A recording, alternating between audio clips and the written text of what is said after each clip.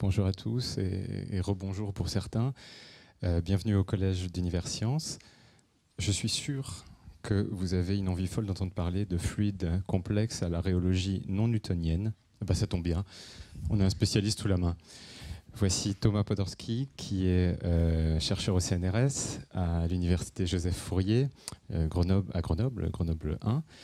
Il est chercheur au laboratoire interdisciplinaire de physique et spécialiste de l'écoulement du sang. Il va nous entretenir des fluides complexes, mais avant de lui céder la parole, je voudrais vous rappeler que ici, à ma gauche, Jean-Yves Duhaut est toujours à l'affût, notre dessinateur. Il va croquer une partie de cette conférence et on verra ses résultats dans à peu près une demi-heure. Thomas, c'est à vous. Merci, bonjour. Donc effectivement, je vais essayer de vous parler un peu de matériaux ou de milieux qui ont des comportements peu ordinaires par rapport à l'intuition qu'on a de ce que sont les liquides ou les solides, et donc des matériaux qu'on appelle communément fluides complexes. C'est un terme un peu générique pour désigner ces choses-là. Est-ce qu'on peut passer sur la présentation? Voilà, merci. Donc ce genre de choses, par exemple. Donc pour commencer, bon, ça va être très très élémentaire. On va simplement rappeler quelles sont finalement les définitions intuitives qu'on a de ce que sont des liquides ou des solides. Alors, bon, vous avez le droit de réagir aussi. Bon, j'ai mis deux photos là ici qui montrent deux propriétés qui permettent de distinguer au premier coup d'œil si un matériau est liquide ou solide. Bon, un liquide, a priori, c'est quelque chose qui prend la forme du récipient dans lequel on le met, alors qu'un solide a sa forme propre. On va dire qu'un liquide, ça coule. Donc on associe plutôt au liquide une notion de viscosité, c'est-à-dire de résistance à l'écoulement. Alors qu'un solide, donc qui a a priori une forme propre, peut se déformer et revenir vers sa forme initiale, sa forme propre, si on le relâche. Donc là, on parle d'élasticité, c'est ce qui se produit. Je prends n'importe quel solide. Si je le plie légèrement, il se déforme, je relâche, il reprend sa forme d'équilibre. Si on déforme davantage, on peut aboutir à une déformation irréversible. Donc, dans ce cas-là, on va parler de plasticité, c'est ce qui se produit avec des matériaux un peu plus mous. Et puis si on déforme vraiment beaucoup plus, on va jusqu'à, excusez-moi, casser le solide. Voilà, donc un solide, ça se déforme de manière élastique ou plastique, ou ça va donc jusqu'à la rupture. Voilà. Donc avec ces simples notions-là, on est capable, au premier coup d'œil finalement, de distinguer liquide ou solide. Alors il y a un tas de situations où c'est pas si simple. Donc je vais commencer par ce petit exemple-là. Donc cette chose-là, que j'ai posée dans la boîte il y a quelques minutes, là, et qui apparemment a eu l'air de couler. Donc c'est ce que vous voyez aussi sur l'image qui est là. Donc j'en avais posé une boule sur une plaque percée, et la séquence d'images, là, ça correspond à peu près à 1 heure. Donc finalement, ça finit par passer à travers le trou, ça forme une goutte qui s'écoule à travers le trou. Donc on serait tenté de dire que cette chose-là est plutôt liquide, avec évidemment une viscosité très grande, puisque ça met un temps très long à passer à travers cet orifice. Mais bon, si on s'y intéresse d'un peu plus près, on va voir que les choses sont pas si claires.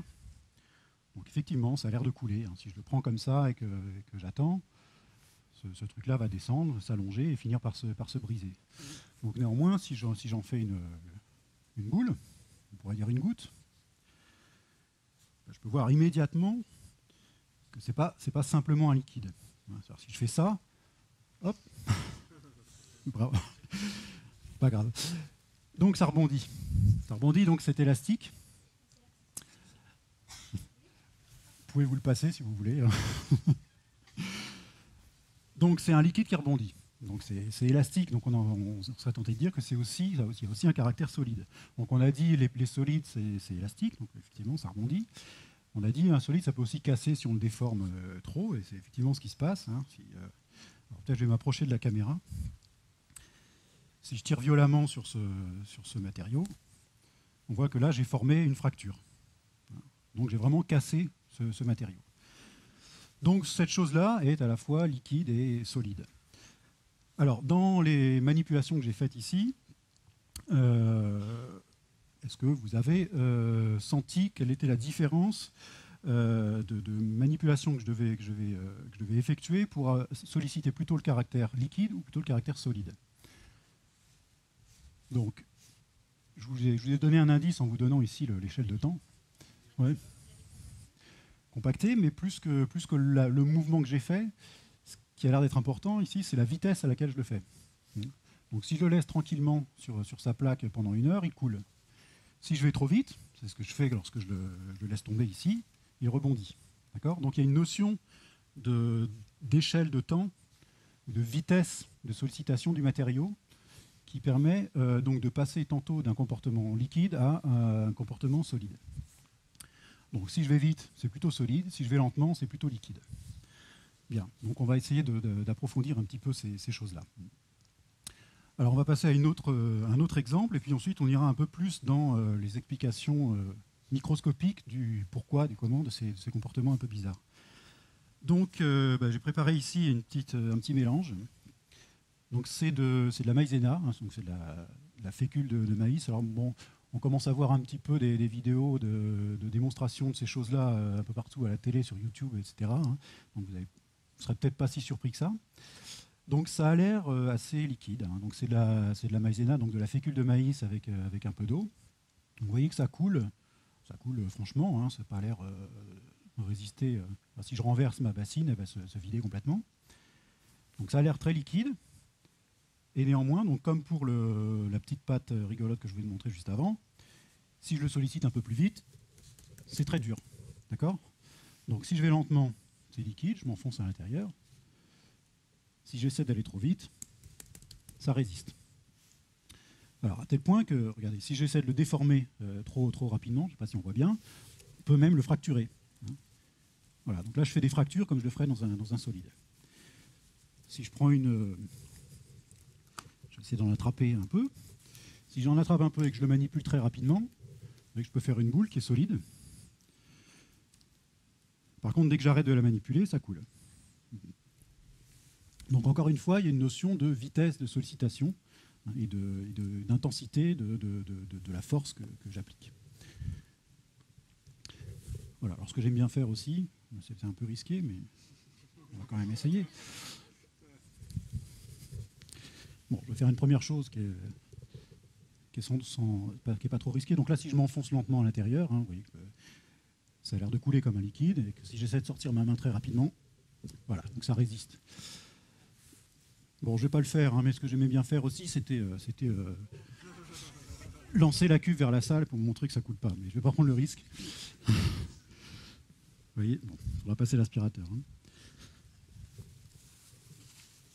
Bien, donc encore une fois, on a un matériau qui, lorsqu'on le sollicite lentement, est très très fluide, se comporte comme un liquide, et qui, lorsqu'on va vite, durcit, se comporte vraiment comme un solide.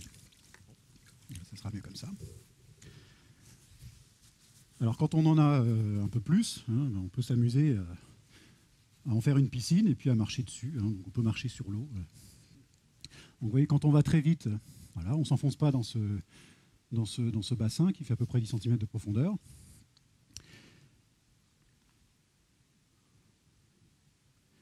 Et si on s'arrête, voilà, on s'enfonce. Donc c'est la même expérience que je vous ai montrée ici. Et si on essaie de sortir trop vite, on va voir maintenant. Voilà, ça se passe mal. Alors, donc ce comportement-là, donc d'épaississement, donc de durcissement du matériau avec la vitesse de sollicitation, c'est ce qu'on appelle le réo-épaississement. Donc réo-écoulement, épaississement, donc durcissement. Donc ici, je vous ai tracé un peu l'allure de l'évolution de la viscosité, c'est-à-dire de la résistance à l'écoulement, en fonction de la vitesse à laquelle on essaie de déformer le matériau.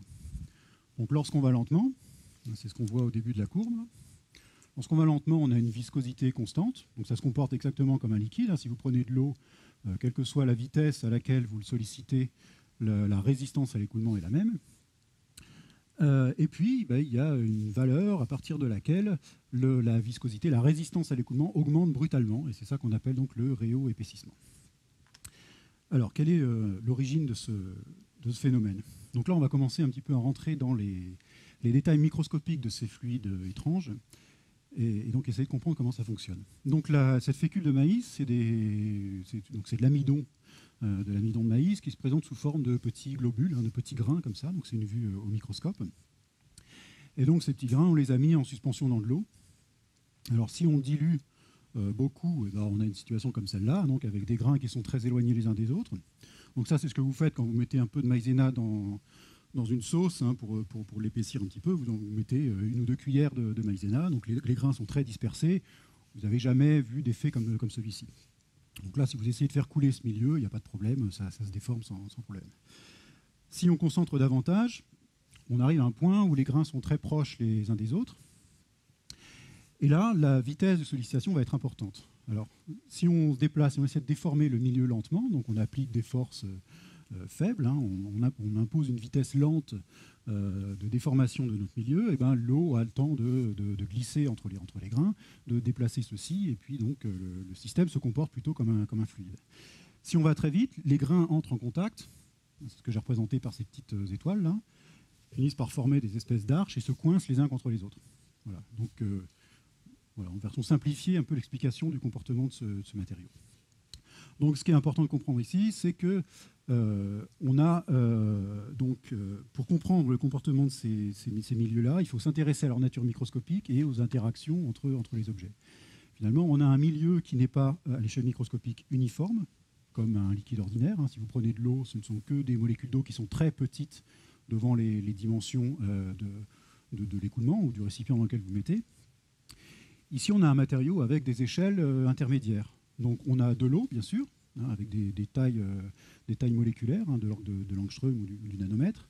Et puis, on a une échelle intermédiaire à laquelle on a des éléments qui sont suspendus, qui sont ces petits grains ici, qui ont plutôt des tailles de l'ordre de quelques centaines de nanomètres ou de l'ordre du micron. Donc, on a une échelle intermédiaire entre l'échelle microscopique de la fraction fluide de ce mélange, de l'eau, et l'échelle de l'expérience qu'on est en train de réaliser. C'est-à-dire notre échelle macroscopique à nous. Et ça, c'est une constante dans tous les fluides complexes. Dans tous les cas, ce sont des mélanges, des assemblages entre des éléments de dimensions différentes avec des temps caractéristiques de réponse différents. Alors, finalement, ces histoires de milieux qui sont inhomogènes à l'échelle microscopique, c'est pas nouveau. Enfin, ça, c'est un numéro de Sciences et Avenir que j'ai retrouvé sur une brocante il y a 2 semaines. Ça m'a beaucoup amusé. Donc, c'est un numéro de Sciences et Avenir de mars 1949. Et donc, je me suis jeté dessus.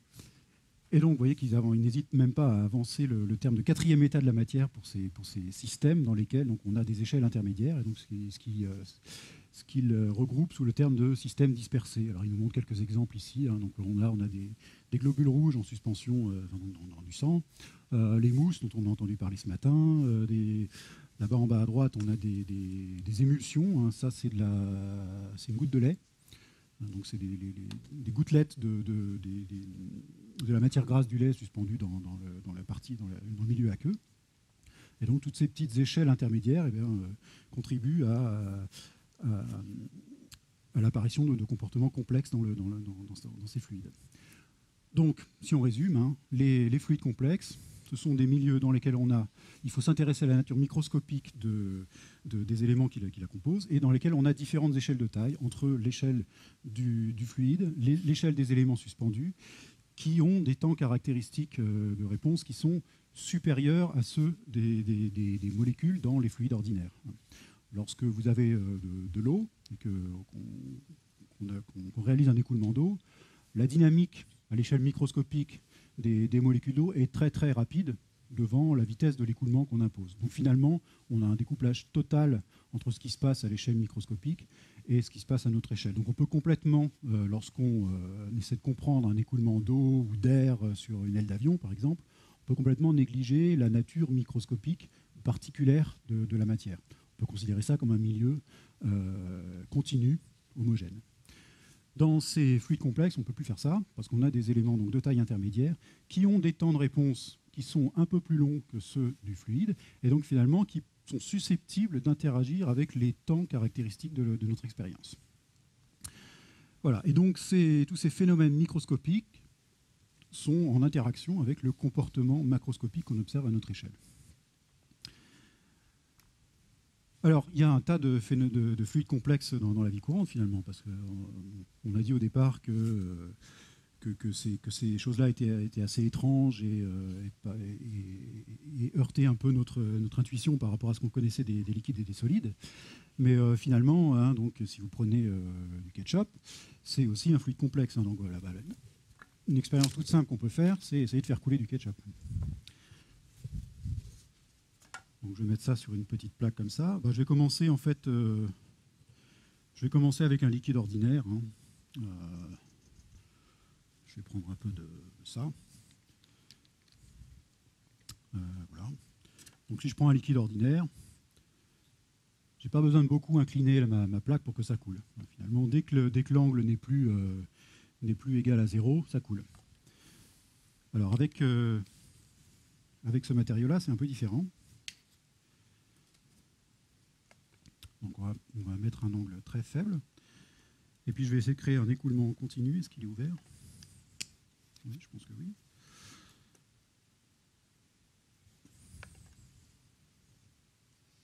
Alors, je vais en mettre partout. Ah oui, c'est mieux quand c'est ouvert.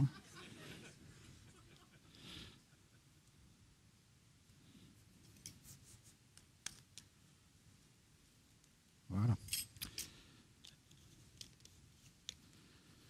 Donc voilà, je crée j'impose un débit continu et vous voyez que ça s'étale à peine, hein, donc ça ne descend pas. Donc il faut que j'impose un angle minimum pour commencer à avoir un écoulement stationnaire continu. Si je remonte, ça s'arrête. Alors ça veut dire quoi? Ça veut dire que si l'angle n'est pas assez grand, la gravité, enfin plutôt la composante de la gravité qui est dans le plan de l'écoulement, n'est pas suffisante pour faire couler le liquide. Donc ça veut dire qu'il faut une force minimale pour faire couler mon fluide. Et donc ça, c'est ce qu'on appelle un seuil d'écoulement. Donc contrairement au liquide ordinaire qui s'écoule même avec une force infinitésimale, ces liquides-là ont un seuil d'écoulement qui empêche l'écoulement, donc qui empêche notamment le liquide de s'écouler sous son propre poids. C'est le cas aussi, alors c'est encore plus flagrant avec du dentifrice par exemple. Alors là, bon, ça coule vraiment pas. Pourtant, ce dentifrice, il est quand même fluide, hein, puisque lorsque je le mets sur ma brosse et que j'exerce un cisaillement, j'ai réussi à l'étaler, donc à le faire couler. Alors autre exemple de courant, hein, si on peut repasser à la présentation, au transparent, ça se rencontre dans le domaine des peintures, par exemple. Hein. Donc ça, c'est un exemple de peinture qui ne goûte pas. C'est ce qu'on appelle des peintures thixotropes. Alors qu'est-ce que c'est que ça? Donc c'est des peintures qui, lorsqu'on ne les sollicite pas, lorsqu'on n'applique pas le pinceau dessus, ne coulent pas. Alors si on faisait ça avec des liquides ordinaires, ça voudrait dire qu'il nous faut des viscosités très importantes. Et donc du coup, ça veut dire que si on essaie d'étaler cette peinture, elle serait très difficile à étaler avec un pinceau, puisque si elle est très visqueuse, il faudrait exercer une force très importante. Or, ce qu'on veut, hein, une bonne peinture, c'est une peinture qui est facile à étaler. On ne veut pas se fatiguer, attraper des crampes en balayant le mur avec son pinceau, mais on veut que la peinture arrête de s'écouler dès qu'on retire le pinceau. Donc, il y a dans ces peintures-là des composés qui font qu'à faible sollicitation, la peinture gélifie, entre guillemets, et donc présente un seuil d'écoulement qui se reforme donc avec le temps. C'est-à-dire qu'on étale la peinture, on déstructure ces structures microscopiques qui maintiennent la cohésion de la peinture, et dès qu'on arrête d'étaler avec son pinceau, tout ça regélifie en quelques secondes. Bien. Alors, donc je vais passer maintenant à une autre catégorie de fluides, qui est un peu une catégorie générique de fluides complexes, qui sont les solutions de polymères, qu'on rencontre aussi partout. Donc les polymères, ce sont des molécules qui sont très longues, hein, ces longues chaînes qu'on voit ici, qui, lorsqu'on les met en solution ou dans un fondu, ont tendance à se mettre sous forme de pelote comme ça. C'est un peu une configuration moyenne qui résulte du hasard. Hein. Vous prenez une corde d'escalade et vous la jetez dans une piscine, et elle va avoir une espèce de forme de pelote, hein, avec plus ou moins des nœuds.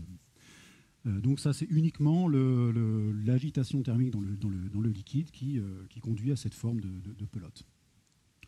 Donc finalement, la configuration la plus stable, enfin la plus probable pour ces polymères, c'est cette pelote, avec un certain diamètre qui dépend de la nature du solvant notamment. Et donc, qu'est-ce qui va se passer lorsqu'on met ces choses-là dans un écoulement? Donc on va avoir tendance à étirer cette pelote. Donc vous avez ici des photos d'expérience, hein, c'est des images par microscopie. Donc on a rendu fluorescente une macromolécule, donc une molécule de polymère, et on l'a mis dans un écoulement, et là on regarde l'écoulement vu de dessus. Hein. Et donc on voit, par exemple ici, notre molécule qui était sous forme de pelote, hein, donc un peu comme celle-ci, qui est étirée dans l'écoulement, et qui peut se contracter à nouveau lorsqu'on relâche l'écoulement. Donc elle se recontracte à nouveau parce que sa forme la plus probable est cette forme de pelote. Donc on a en fait une espèce d'élasticité qui ramène la molécule vers sa forme statistiquement plus probable. C'est ce qu'on appelle de l'élasticité anthropique. Donc finalement, ces molécules-là, lorsqu'on les met en solution, elles se comportent plus ou moins comme des petits ressorts. Donc une solution de polymère, c'est finalement une suspension de ressorts microscopiques, hein, c'est ce que j'ai voulu représenter là. Et lorsqu'on fait couler le liquide, on étire ces ressorts qui accumulent de l'élasticité qui va être restituée par la suite. Bien, donc c'est pour ça qu'on qualifie ces fluides-là de viscoélastiques. Donc visco, parce qu'ils sont visqueux comme des fluides, mais qui présentent aussi une composante élastique. Bien, donc on va donc maintenant voir un peu une petite zoologie des comportements viscoélastiques. On va essayer de réaliser quelques petites expériences pour vous montrer les effets de cette élasticité du fluide sur leur comportement. Alors on va commencer par une expérience simple qui consiste à faire tourner un arbre donc un cylindre à l'intérieur d'un fluide. Alors je commence par un liquide ordinaire. Donc ce liquide bleu là, c'est de la glycérine. Donc ça se comporte exactement comme de l'eau, hein, c'est simplement un peu plus visqueux. Lorsque c'est pur, c'est à peu près 1000 fois plus visqueux que l'eau, donc ça veut dire que pour une même force appliquée, ça coule 1000 fois plus lentement. Donc allons-y, on va passer directement là. Donc voilà, je fais tourner mon axe. Alors est-ce qu'on voit bien? Donc, vous avez vu la déformation de la surface. Je ralentis. Donc là, on a une surface qui est à peu près horizontale, hein, plate, et puis lorsque j'accélère, vous voyez que la surface se creuse, hein, on voit l'interface plonger ici au niveau de l'arbre. Alors d'où vient ce creusement de l'interface? La force centrifuge, effectivement, hein, on fait tourner le liquide, donc il a tendance à pousser vers l'extérieur, et donc ça crée un gradient de pression qui fait augmenter la pression vers l'extérieur. Donc ça creuse au centre. Bien. Alors qu'est-ce qui se passe maintenant avec un liquide viscoélastique? On va arrêter ça.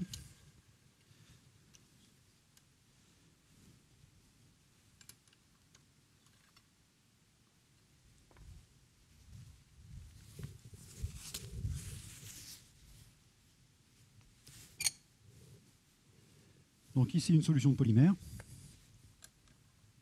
assez concentrée.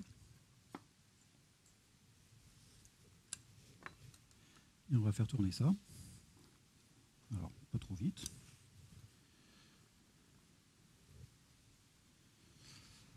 Donc là, on voit immédiatement qu'il se passe exactement l'inverse. Hein. Donc ça monte le long de l'arbre. Alors la force centrifuge, elle est toujours là. La force centrifuge, elle cherche à me faire fuir le liquide vers l'extérieur. Donc là, ça veut dire qu'il y a quelque chose qui s'oppose violemment à la force centrifuge et qui, au contraire, ramène le fluide vers le centre. Il est en train d'avaler tout le fluide. Et donc ce quelque chose, c'est rien d'autre que l'élasticité du fluide. Donc qu'est-ce qui se passe là-dedans? Je fais tourner mon fluide, donc je l'étire suivant la circonférence. Hein, je suis en train de le cisailler le long du périmètre. Donc en l'étirant, j'étire mes micro-ressorts, entre guillemets, qui sont dans le fluide. Et donc ça crée une tension autour de l'arbre tournant. Et donc lorsque vous créez une tension autour d'un arbre, imaginez que vous enrouliez un élastique autour d'un arbre. Cet élastique se resserre autour de l'arbre. Donc ça tend à créer un gradient de pression dans le sens opposé à la force centrifuge et donc à faire augmenter la pression vers le centre, donc à faire monter ce fluide. Bien, alors on peut regarder d'autres manifestations de cette viscoélasticité. On va regarder ça, tiens. Alors, puisqu'il y a de la tension là-dedans, alors ce qui est amusant, c'est qu'on peut, avec ces liquides-là, donc puisqu'ils sont capables de subir des tensions importantes sans se casser, on peut finalement faire ce qu'on appelle un siphon sans tube. Si vous regardez ce qui se passe là, le liquide s'écoule et entraîne. Non, je vais réamorcer. Je vais le refaire. Donc le liquide s'écoule. Et malgré le fait que mon pot là, en plastique soit penché plutôt vers le haut, le liquide remonte vers le bord pour s'échapper. Donc j'ai vraiment créé un siphon sans avoir de tube. Hein. Il pourrait comme ça se vider si mon liquide était un petit peu plus élastique. Donc ça, c'est encore une fois dû à l'élasticité du fluide. Donc lorsqu'il s'écoule, lorsqu'il s'étire, j'accumule une énergie élastique importante qui est suffisante pour entraîner le liquide et permettre de réaliser donc des filaments comme ça très longs, ce que je ne pourrais pas faire avec un liquide ordinaire. Alors, autre phénomène, je vais faire ça cette fois, je vais faire avec celui-ci, si je le trouve, pardon. Voilà. Change de couleur, hein. C'est un peu toujours le même type de fluide, mais les concentrations varient hein, en fonction de l'effet que je veux regarder. Donc, je vais simplement en prendre un peu dans ma seringue. Puis on va aborder en fait une problématique qui est courante dans l'industrie des plastiques, parce que finalement les plastiques sont des polymères fondus. Et lorsqu'on veut mettre en forme des matériaux plastiques, une technique à laquelle on a recours, c'est souvent l'extrusion. Hein, donc ça consiste à faire passer le plastique fondu à travers un trou ou à travers une filière pour former des fils, des plaques, différents types d'objets. Alors qu'est-ce qui se passe avec ce liquide? Peut-être je vais m'approcher un petit peu ici. Alors si j'appuie, hein, je vais essayer d'augmenter un peu la vitesse d'écoulement. Donc ce qu'on voit là, c'est si vous regardez le diamètre du jet par rapport au diamètre du trou, vous voyez qu'à la sortie, j'ai un gonflement assez violent du jet. D'accord? Donc du coup, si je veux faire des fils de plastique en injectant le liquide à travers un trou, je ne peux pas compter sur le diamètre du trou pour connaître le diamètre du fil. Hein. Donc il faut évidemment s'intéresser à ces problèmes-là de près pour maîtriser ces problèmes d'extrusion. Et alors un autre phénomène aussi qui se produit lors de l'extrusion, si on va vraiment très, très vite, et si on a un liquide très très élastique, je vais faire ça avec celui-ci. Ah oui, alors avant je vais vous montrer autre chose. Donc toujours dans la même idée, dans la poursuite de l'idée du siphon sans tube, on peut aussi aspirer le liquide par le dessus. Vous voyez? Donc là il monte. Hein.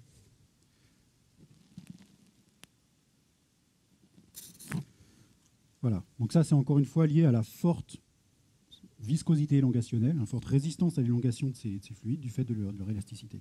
Alors je continue mon expérience d'extrusion, cette fois je vais pousser un peu plus fort, j'ai un milieu qui est un peu plus élastique. On va essayer de regarder un peu ce qui se produit à la sortie.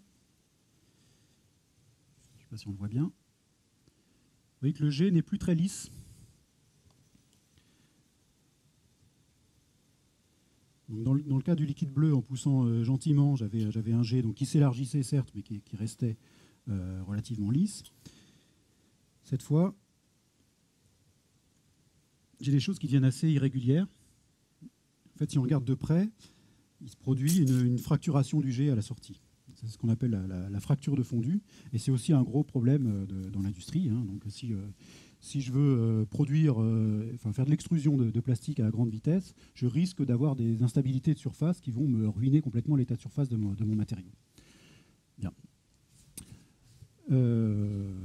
Voilà un peu ce que je voulais vous montrer avec ça. Alors, donc voilà, ça c'était la viscoélasticité. Alors maintenant, on peut... Vous voyez que tout est en train de grimper, là je vais peut-être l'arrêter. Parce que... Donc, ce sont donc ces polymères hein, qui sont donc des petites pelotes qui se comportent comme des ressorts dans mon fluide, qui sont responsables de cette élasticité dans mon fluide. Alors, est-ce qu'on peut aller encore un peu plus loin vers le comportement solide? Alors, on va faire une petite expérience. Je vais prendre une solution de polymère, hein, donc similaire à celle que j'ai là. Je vais prendre ça. Je vais en prendre, allez, comme ça, c'est pas mal. Donc vous voyez que c'est relativement fluide, hein. C'est une solution de polymère qui n'est pas trop concentrée. Et puis on va y ajouter ceci. Alors, je vous dirai après ce que c'est. Donc vous voyez que les deux séparément ont des viscosités relativement faibles. Alors là c'est quasiment de l'eau. Ici c'est un peu plus visqueux que l'eau, mais bon ça coule assez bien. Et puis on va mélanger tout ça.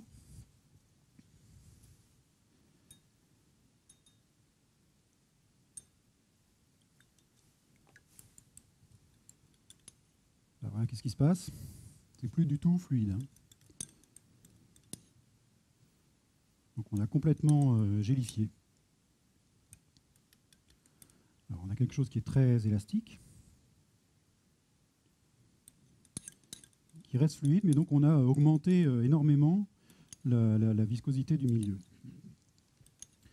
Alors qu'est-ce qui s'est passé là-dedans? Donc comme j'ai dit, le principal composant, hein, celui qui était en plus grand en volume, c'est donc une solution de polymère, c'est du polyvinylalcool, donc ce sont des grandes chaînes très flexibles. Et puis le deuxième composé, donc c'est ce qu'on appelle du borax, donc c'est du tétraborate de sodium. Et lorsqu'on mélange ces choses-là, on se retrouve avec quelque chose comme ça. Donc ces petites molécules que j'ai représentées par des petites croix rouges ici vont créer des liens entre les chaînes de polymères. Donc finalement, elles vont les coller entre eux et on va créer comme ça un espèce de réseau, hein, de filet, de maillage qui va s'étendre dans tout le fluide. Donc finalement, on a un peu gélifié le milieu. Alors ce n'est pas complètement gélifié au sens solide du terme, hein, puisque ça reste fluide. Donc ça continue à couler. Si je le pose sur la table, il va vraiment s'étaler. Donc finalement, on a des liens qui ne sont pas permanents, qui sont relativement faibles. Donc ces choses-là sont susceptibles de se casser et de se reformer avec l'écoulement. Voilà. Alors ça me permet de faire une transition vers un autre milieu dans lequel il y a aussi des associations comme ça. Hein, donc là, on a vu qu'on avait un comportement assez violent du fluide en créant des liens entre les éléments qui le composent, donc en créant cette espèce de maillage. Ben, il se passe des choses comme ça dans un milieu que vous connaissez bien aussi, qui est le sang. Donc ça, c'est une image de sang au microscope, hein, c'est le mien.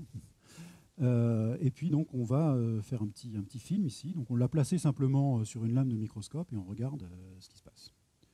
Donc là, il y a un petit écoulement. Donc, vous voyez les globules qui se baladent les uns avec les autres, contre les autres. Et on va observer ce qui se passe lorsque l'écoulement ralentit.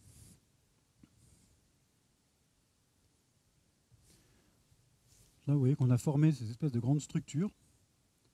C'est des espèces d'empilements, un peu comme des piles d'assiettes. Hein. Donc les globules se mettent les uns sur les autres. Donc les globules rouges, hein, on en voit un isolé ici, ce sont des cellules donc sans noyau qui ont une forme un peu aplatie, un peu biconcave comme ça.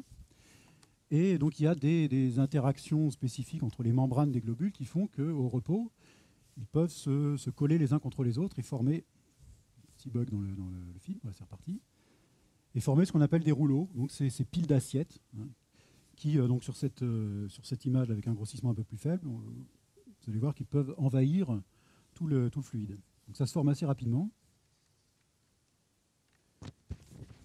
Donc on forme comme ça des lignes de globules. Alors c'est quoi la conséquence de ça? Donc on crée. Alors ces choses-là sont réversibles, hein. Vous allez voir que si on touille un peu tout ça, on casse ces structures et puis on retrouve nos globules isolés.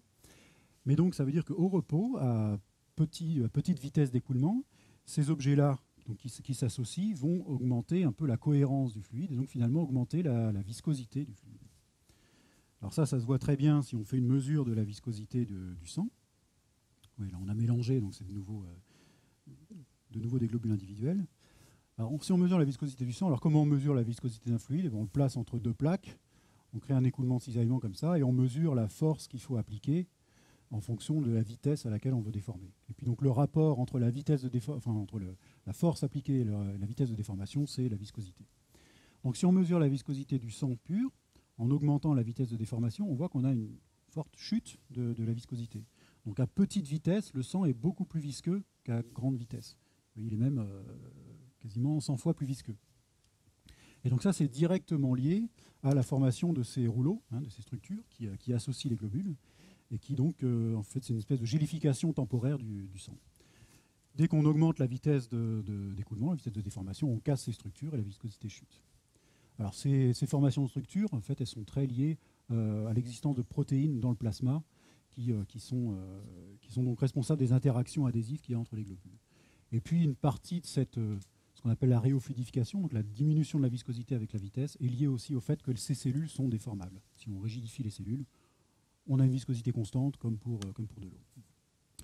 Voilà, donc ça m'amène en fait aux thématiques de recherche qu'on développe dans le laboratoire. Alors c'est des choses qui sont anciennes, hein, ça remonte au 19e siècle. Donc, les premières études sur les écoulements sanguins, c'est les études de Poiseuil, qui était donc à la fois médecin et physicien, et qui s'est amusé donc à d'une part mesurer la résistance à l'écoulement du sang dans des tubes de diamètres différents, et puis également donc observer au microscope l'écoulement dans les vaisseaux en fonction de leur diamètre.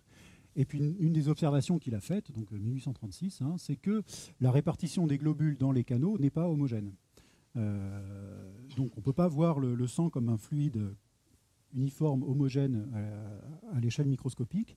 Et lorsqu'on le confine dans des capillaires fins, ce qui se produit dans la microcirculation sanguine, hein, les capillaires les plus fins sont du même ordre de grandeur que les cellules, on observe une répartition complètement inhomogène des globules dans le canal. Et donc il faut aussi tenir compte de ça pour comprendre les écoulements de ces fluides complexes-là dans les canaux.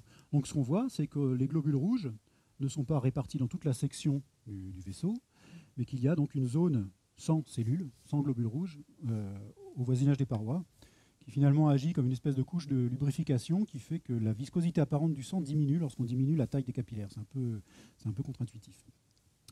Alors ça paraît très ancien, mais en fait, c'est des thématiques toujours actuelles, parce que ça a des conséquences sur les écoulements dans les réseaux complexes de capillaires qu'on a dans notre corps. Et donc ça, c'est des choses très récentes qui ont été faites par des collègues toulousains, qui ont donc mesuré la structure d'un réseau capillaire dans un cerveau de souris, et qui ont appliqué là-dedans un modèle d'écoulement sanguin. Et ce qu'on voit donc ici, c'est des vaisseaux de différentes tailles, et le code de couleur représente la concentration en globules rouges. Alors, en moyenne, dans le sang, on a entre 40 et 50% en volume de globules rouges. Donc la moitié du volume du sang est composé de globules rouges. Donc c'est ce qui est représenté ici par la couleur orange. Alors on voit immédiatement là qu'en fonction de la taille des capillaires et de la position dans le réseau, on a des fluctuations très grandes de cette concentration en globules. Donc il y a des capillaires dans lesquels il n'y a quasiment plus de globules, c'est le cas des capillaires blancs là, et puis d'autres où c'est beaucoup plus concentré, comme les rouges ici. Donc ça a évidemment un rôle important dans la délivrance de l'oxygène dans les cellules. Et c'est des choses qui sont encore très mal comprises. Il n'y a pour l'instant pas de modèle qui permet de rendre compte précisément de ces choses-là. Et donc je vais terminer avec une expérience qu'on fait en ce moment au laboratoire, donc c'est des choses toutes récentes, et puis qui finalement résume un peu toutes les problématiques d'écoulement de ce fluide complexe qu'est le sang. Donc ici, ce qu'on a fait, c'est qu'on a réalisé un petit réseau de capillaires simplifiés. Donc ce sont des micro-canaux, ce qu'on appelle de la microfluidique, hein, donc des canaux à l'échelle microscopique. Le diamètre des canaux, là, c'est de l'ordre de 10 microns, donc 10 ou 20 microns, donc à peu près 2 fois la taille d'un globule. Vous voyez ici, c'est un dixième de millimètre. Puis on a fait un petit réseau qui est le réseau le plus simple qu'on puisse faire sans qu'il soit trop simple. Donc on a une bifurcation ici, hein, donc le capillaire se divise en deux, une convergence ici. On a créé une dissymétrie pour que ce ne soit pas trivial, et puis un petit court-circuit ici. Et là, la question, c'est comment est-ce que le sang se répartit là-dedans, quelles sont les vitesses d'écoulement dans les différents canaux, et surtout, quelle est la répartition des globules là-dedans. Là, vous voyez immédiatement qu'il y a beaucoup plus de globules dans ce canal ici. Donc non seulement la vitesse est plus importante ici que là, alors la vitesse est plus grande parce que le canal est plus court, donc ça résiste moins, mais la concentration en globules est aussi beaucoup plus grande. Voilà, donc ça fait partie des choses qu'on essaie de comprendre en ce moment. Et c'est lié vraiment à la dynamique de ces globules rouges dans ces canaux, à leurs interactions, au fait qu'ils s'éloignent des parois parce que ce sont des objets déformables qui subissent des forces hydrodynamiques qui les repoussent à l'écart des parois. Et que tout ça conditionne la répartition spatiale des globules à l'entrée d'une bifurcation et donc influence la direction qu'ils vont prendre au niveau de la bifurcation. Voilà, donc j'espère vous avoir un peu fait sentir pourquoi donc ces fluides complexes, donc qui sont composés d'un fluide simple dans lequel on a suspendu des éléments de taille un peu supérieure. Pourquoi ces choses-là sont compliquées? D'une part parce qu'on a des objets déformables, qui ont des échelles de temps de réponse qui peuvent interagir avec les échelles de temps de l'écoulement, et qu'il faut aussi prendre en compte, dans certains cas, la géométrie de l'écoulement lui-même.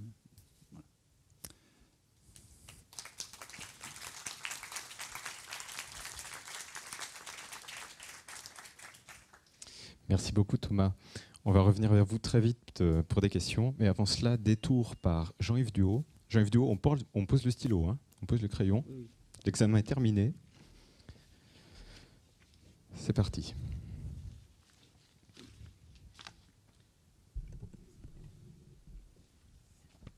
Alors, j'ai imaginé Thomas Podgorski avant de venir ici à la Villette, en train de préparer sa maïzena et son ketchup.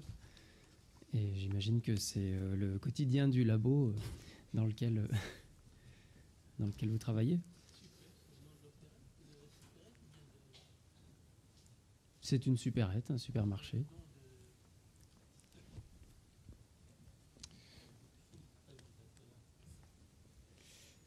Alors, comme je suis toujours assez intéressé par la terminologie qui est employée, je trouve que c'est assez intéressant. Les polymères réticulés, je me suis arrêté là-dessus.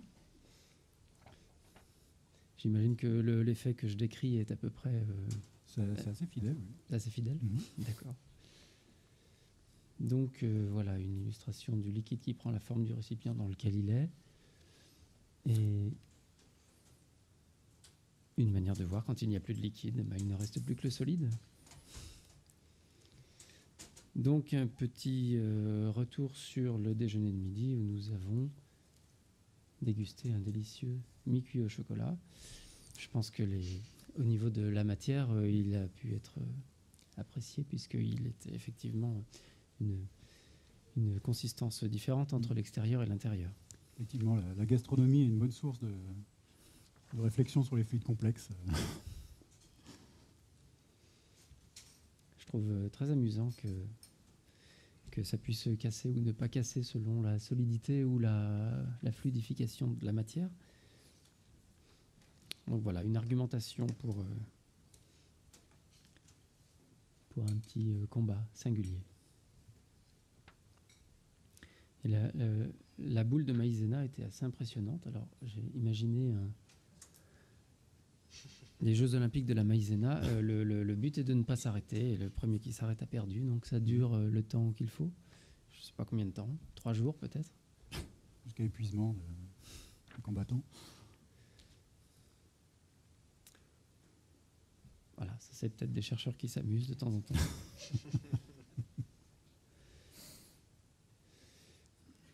Et puis, si le seuil critique change en fonction, par exemple, de la température, est-ce que c'est le genre de chose qui peut arriver chez soi? De la température. Ah oui. Effectivement, oui, ça peut. La capacité d'association des fluides peut changer avec la température. Donc, vous voulez parler d'un dentifrice trop froid qui serait impossible à étaler? D'accord, bah on fera des batailles de sabre laser alors, à la place. Voilà, pour créer des nouveaux vêtements viscoélastiques, puisque ça s'appelle des pelotes, ma foi. On peut imaginer que ça deviendra tôt ou tard exploité par l'industrie textile. Alors l'image de Thomas en train de montrer le liquide attiré vers le haut du pot m'a fait penser à ce chapeau de magicien. Et c'est vrai qu'il y a quand même un côté un petit peu magique à ce liquide qui se transforme en gelée verte, très belle, très jolie.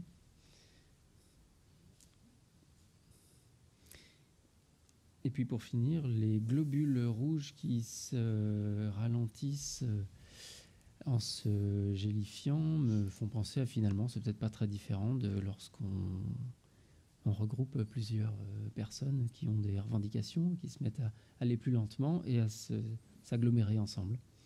Voilà. Avec solidarité. Merci Jean-Yves.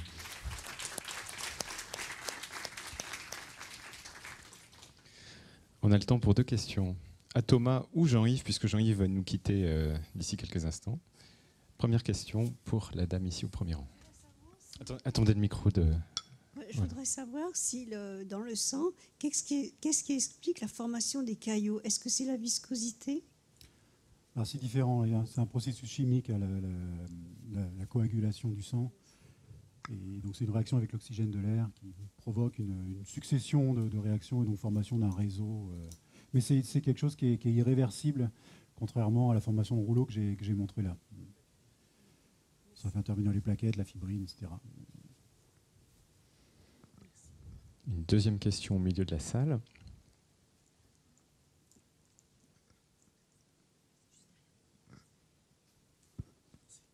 On parle en fait d'un phénomène qui est connu par certains sur une ampoule en Italie qui contient en fait du sang et qui en fait épisodiquement se solidifie ou se liquéfie. En fait, il y a une expérience un peu comme ça. Et j'aimerais savoir en fait comment vous pourriez expliquer ça. Je ne sais pas si vous avez entendu parler de cette ampoule. C'est l'ampoule d'un au Vatican. Oui, vaguement. Je ne me suis pas trop intéressé à la question. En fait, je crois qu'il y a eu des expériences là-dessus, mais en fait, c'est du sang qui se régulièrement en fait se solidifie. Oui. Et se liquéfie. Enfin, ils sont arrivés en laboratoire à faire en sorte que ce sang, qui justement a une apparence liquide, arrive à se solidifier et à se reliquéfier après. Et comment ça marche en fait ce processus? J'en ai aucune idée. Je ne saurais même pas vous dire si c'est un vrai phénomène ou une supercherie. Alors, dernière question. En fait, excusez-moi, ce n'est pas vraiment une question, c'est par rapport à la question de monsieur. Il y a l'ouvrage de Michel Mithoff qui s'appelle La matière sensible et où il traite de tous les problèmes de fluides complexes. Et en particulier, il parle de ce phénomène en Italie et il mène l'enquête. Voilà. Merci pour cet éclaircissement.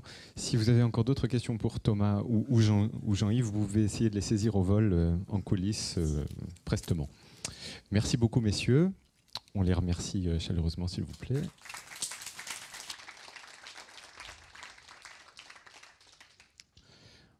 Et on va accueillir notre dernier conférencier du jour.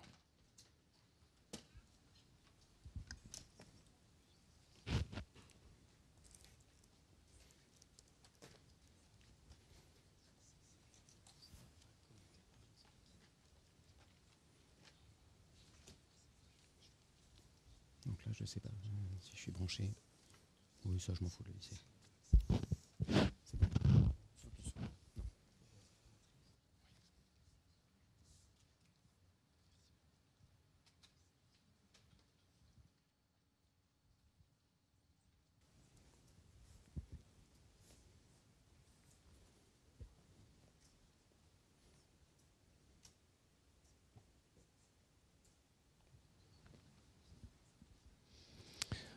Bonjour, on accueille maintenant Julien Bobroff. Julien, vous êtes enseignant-chercheur à Paris 11, Orsay, chercheur au laboratoire de physique des solides, LPS, et vous êtes un spécialiste de la supraconductivité. D'ailleurs, vous coordonnez en cette année mondiale de la supraconductivité toutes les activités de vulgarisation en France. Alors, vous nous avez recommandé cet ouvrage aux éditions Belin qui s'intitule « La supraconductivité 100 ans après ». C'est un ouvrage de Stephen Blundell, chercheur à Oxford, dont la préface a été écrite par Julien et Jean-Michel Courty qui est intervenu ce matin. Julien, je vous cède la parole pour à peu près 1 heure de conférence, à la suite de quoi on prendra les questions du public. Merci Julien. Merci. Bonjour à tous.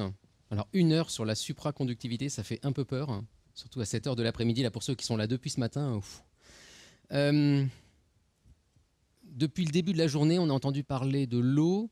Après, on a eu les mousses, les bulles, et puis on a fini avec des trucs visqueux. Et donc maintenant, moi, je vais vous parler de matière solide, donc un peu le moins drôle de la journée. Alors, je vais essayer de vous montrer quand même que malgré les apparences, la matière solide peut être également surprenante et présenter des effets de physique tout à fait inattendus. Et c'est ce que je vais vous montrer maintenant. Alors, on a essayé de trouver vraiment un titre qui vous attire. Donc, c'est « Quand la matière lévite ». Alors, normalement, ce n'est pas un titre trop menteur, c'est-à-dire qu'on va essayer de faire quand même léviter la matière. Il va falloir attendre un tout petit peu pour voir cette matière léviter. J'ai mis une image là aussi un peu trompeuse, c'est les montagnes d'Avatar. Pour ceux qui ont vu le film Avatar, à un moment donné, il y a des montagnes qui flottent dans Avatar à 100 mètres du sol. Alors je les ai mis parce qu'il y a un an et demi, il y a Roland Lehoucq, qui est le grand spécialiste des films de science-fiction revus à travers le filtre des physiciens, et qui est venu me voir et m'a dit « Mais est-ce que ce truc c'est possible ?» Ou est-ce qu'ils se sont complètement plantés? Parce que dans Avatar, à un moment donné, il y a Sigourney Weaver, je crois, qui dit au pilote « Ouais, ça, c'est des montagnes supraconductrices, donc ça flotte sur Avatar, mais tu ne peux pas comprendre. » Alors, on s'amuse à faire le calcul. Alors, c'est presque possible, en réalité, mais pas tout à fait. Des montagnes qui flottent, c'est ce que je vais essayer de vous montrer dans cet exposé. C'est possible avec des supraconducteurs, mais pas à cette hauteur. Le truc qui est complètement faux dans Avatar, c'est les 100 mètres de haut, et ça ne sera jamais possible à 100 mètres de haut. Par contre, à 1 cm, on sait le faire déjà. À 1 mètre, on sait presque le faire, mais à 100 mètres, vraiment, on ne saura jamais. Donc Avatar, c'est presque vrai. Je vais essayer de vous expliquer pourquoi. Alors pour vous expliquer pourquoi, je dois faire un tout petit détour avant vraiment de vous faire léviter la matière en direct par le froid et la physique du froid, parce que tout ce que je vais vous raconter maintenant s'inscrit dans ce dont on n'a absolument pas ou presque pas parlé aujourd'hui, c'est-à-dire les très basses températures. Donc avant ça, je me suis dit que pour vous réveiller, j'allais vous faire travailler un petit peu, parce que vous êtes un peu passif, là, je trouve, depuis le début de la journée. Donc un quiz. Alors voilà un quiz que j'ai fait dans la classe de CM2 de ma fille l'année dernière. Donc je vais pouvoir vous comparer à elle. Alors voilà des objets. Alors en haut à gauche, un être humain. Après, une salle de classe. Alors on va dire une salle de conférence. Des glaçons en train de fondre. L'intérieur d'un moteur de voiture. Une chèvre. Vostok, qui se trouve en Antarctique. L'univers, entre les planètes. La Lune. Le Soleil. Alors le Soleil, la surface du Soleil. Je ne vais pas à l'intérieur du Soleil. Et puis la flamme d'une bougie. Alors je vous demande de discuter avec vos voisins quand vous en avez, d'essayer de réfléchir un petit peu ce qui est le plus froid, ce qui est le plus chaud, et de classer du plus froid au plus chaud. D'accord? Donc je vous donne 1 minute pour essayer de trouver du plus froid au plus chaud parmi ces images. Alors inutile de vous dire que dans la classe de ma fille, le grand débat était autour de la chèvre et Brad Pitt, qui gagnait entre les deux. Ils se fichaient complètement du reste, il faut bien le dire. À vous de travailler. Non, là je vois personne travailler, là je vous vois tous tout mou, là il faut vraiment réfléchir. Donc je répète, un être humain, une salle, un glaçon qui fond, l'intérieur d'un moteur d'une voiture, une chèvre, Vostok, l'univers, la surface de la Lune, la surface du Soleil et la flamme d'une bougie.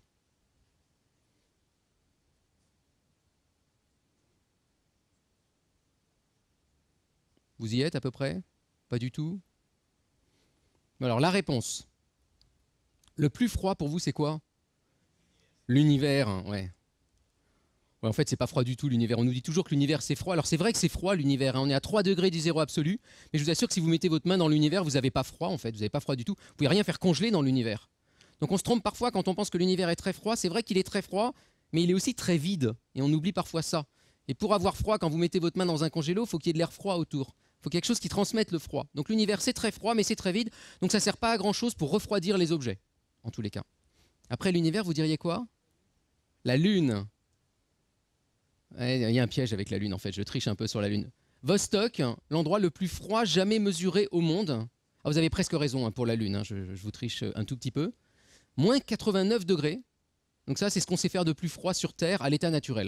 Alors peut-être qu'il y a eu plus froid dans l'histoire de la Terre, bien sûr, mais c'est ce qu'on a mesuré en tout cas. Moins 89 degrés, il commence à faire vraiment, vraiment froid. Ensuite, vous diriez quoi? Non, oubliez la Lune, là. Laissez tomber la Lune, parlez-moi d'autre chose. Les glaçons, ouais, à 0 degré, j'ai supposé.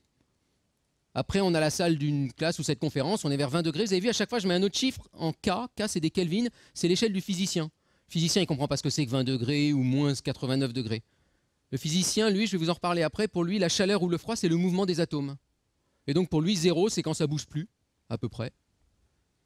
Et puis 100, c'est quand ça bouge un peu. 200, c'est quand ça bouge 2 fois plus, pardon. 300, 3 fois plus, et voilà. Donc, c'est mon échelle à moi du physicien. Donc vous voyez par exemple qu'entre Vostok et la salle de classe, pour moi il n'y a pas 70 degrés d'écart. Pour moi je passe de 184 à 293, c'est-à-dire que je bouge, disons une demi-fois plus.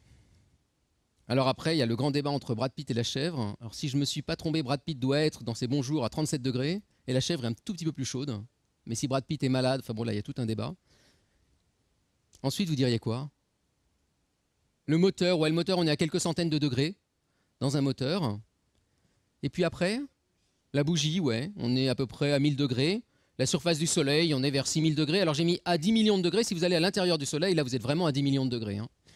Alors la Lune, c'est évidemment le piège. Il faut toujours un piège dans un quiz. Parce que ça dépend si c'est la nuit ou le jour sur la Lune. Alors la nuit ou le jour, je crois que ça dure 14 jours. Et la nuit, on est effectivement là, on est vers moins 120, moins 130. Et le jour, on est plutôt par là à plus 120, plus 130. Ça vous donne un peu des échelles de grandeur de ce qu'il y a autour de nous. Et ce que ça vous dit tout de suite, c'est que sur Terre, on n'est pas si froid que ça. Que n'importe où dans l'univers, on serait plus froid que sur Terre. Enfin, pas n'importe où, mais presque. Et que sur Terre, on s'arrête à moins 89 degrés. Donc le physicien pourrait se dire, OK, je vais pouvoir mesurer des choses sur Terre jusqu'à moins 89 degrés. Mais le physicien est un tout petit peu plus malin, donc il va inventer des façons artificielles d'aller encore plus froid que moins 89 degrés et de voir ce qui s'y passe. Et la motivation du physicien, en l'occurrence, c'est qu'arrive-t-il à la matière quand on la refroidit? Il se pose la question, mais si je vais très près du zéro absolu, que devient la matière? Et c'est une question qui peut sembler absolument stupide. Il faut être vraiment très très honnête. Pourquoi je dis qu'elle est stupide? Parce qu'une fois que la matière elle est refroidie et qu'elle est solide, à moins 10 degrés, moins 20 degrés, moins 30 degrés, la plupart des choses sont déjà solides. Qu'est-ce qui va se passer de plus si je vais à moins 250 ou moins 260 degrés? C'est pas du tout évident qu'il se passe quelque chose d'intéressant en plus. On peut se dire naïvement, bah non, ça va encore moins bouger, ça va être encore plus inintéressant. Et donc c'est assez remarquable que des physiciens aient été motivés à étudier la matière et à essayer de la refroidir de plus en plus, alors qu'a priori il ne devait pas se passer grand-chose. Alors, petit rappel sur le résumé de la journée. Un gaz, c'est ça. C'est des atomes ou des molécules qui bougent un peu n'importe comment les uns par rapport aux autres, et surtout, elles sont toutes très loin les unes des autres. Un liquide, c'est presque la même chose, sauf que tout le monde est tout près. Donc ça prend la forme d'un verre si vous le mettez dans un verre. D'accord ? Et un solide, vous n'avez même pas besoin du verre. Toutes les particules se tiennent bien les unes à côté des autres. Par contre, regardez, elles continuent de bouger. Il ne faut surtout pas croire que dans un solide, plus rien ne bouge. Dans votre casserole, par exemple, en cuivre, les atomes bougent. Et si vous mettez votre casserole sur le feu, ils bougent un petit peu plus. Et si vous mettez votre casserole au congélateur, ils bougent un petit peu moins, mais ils continuent de bouger.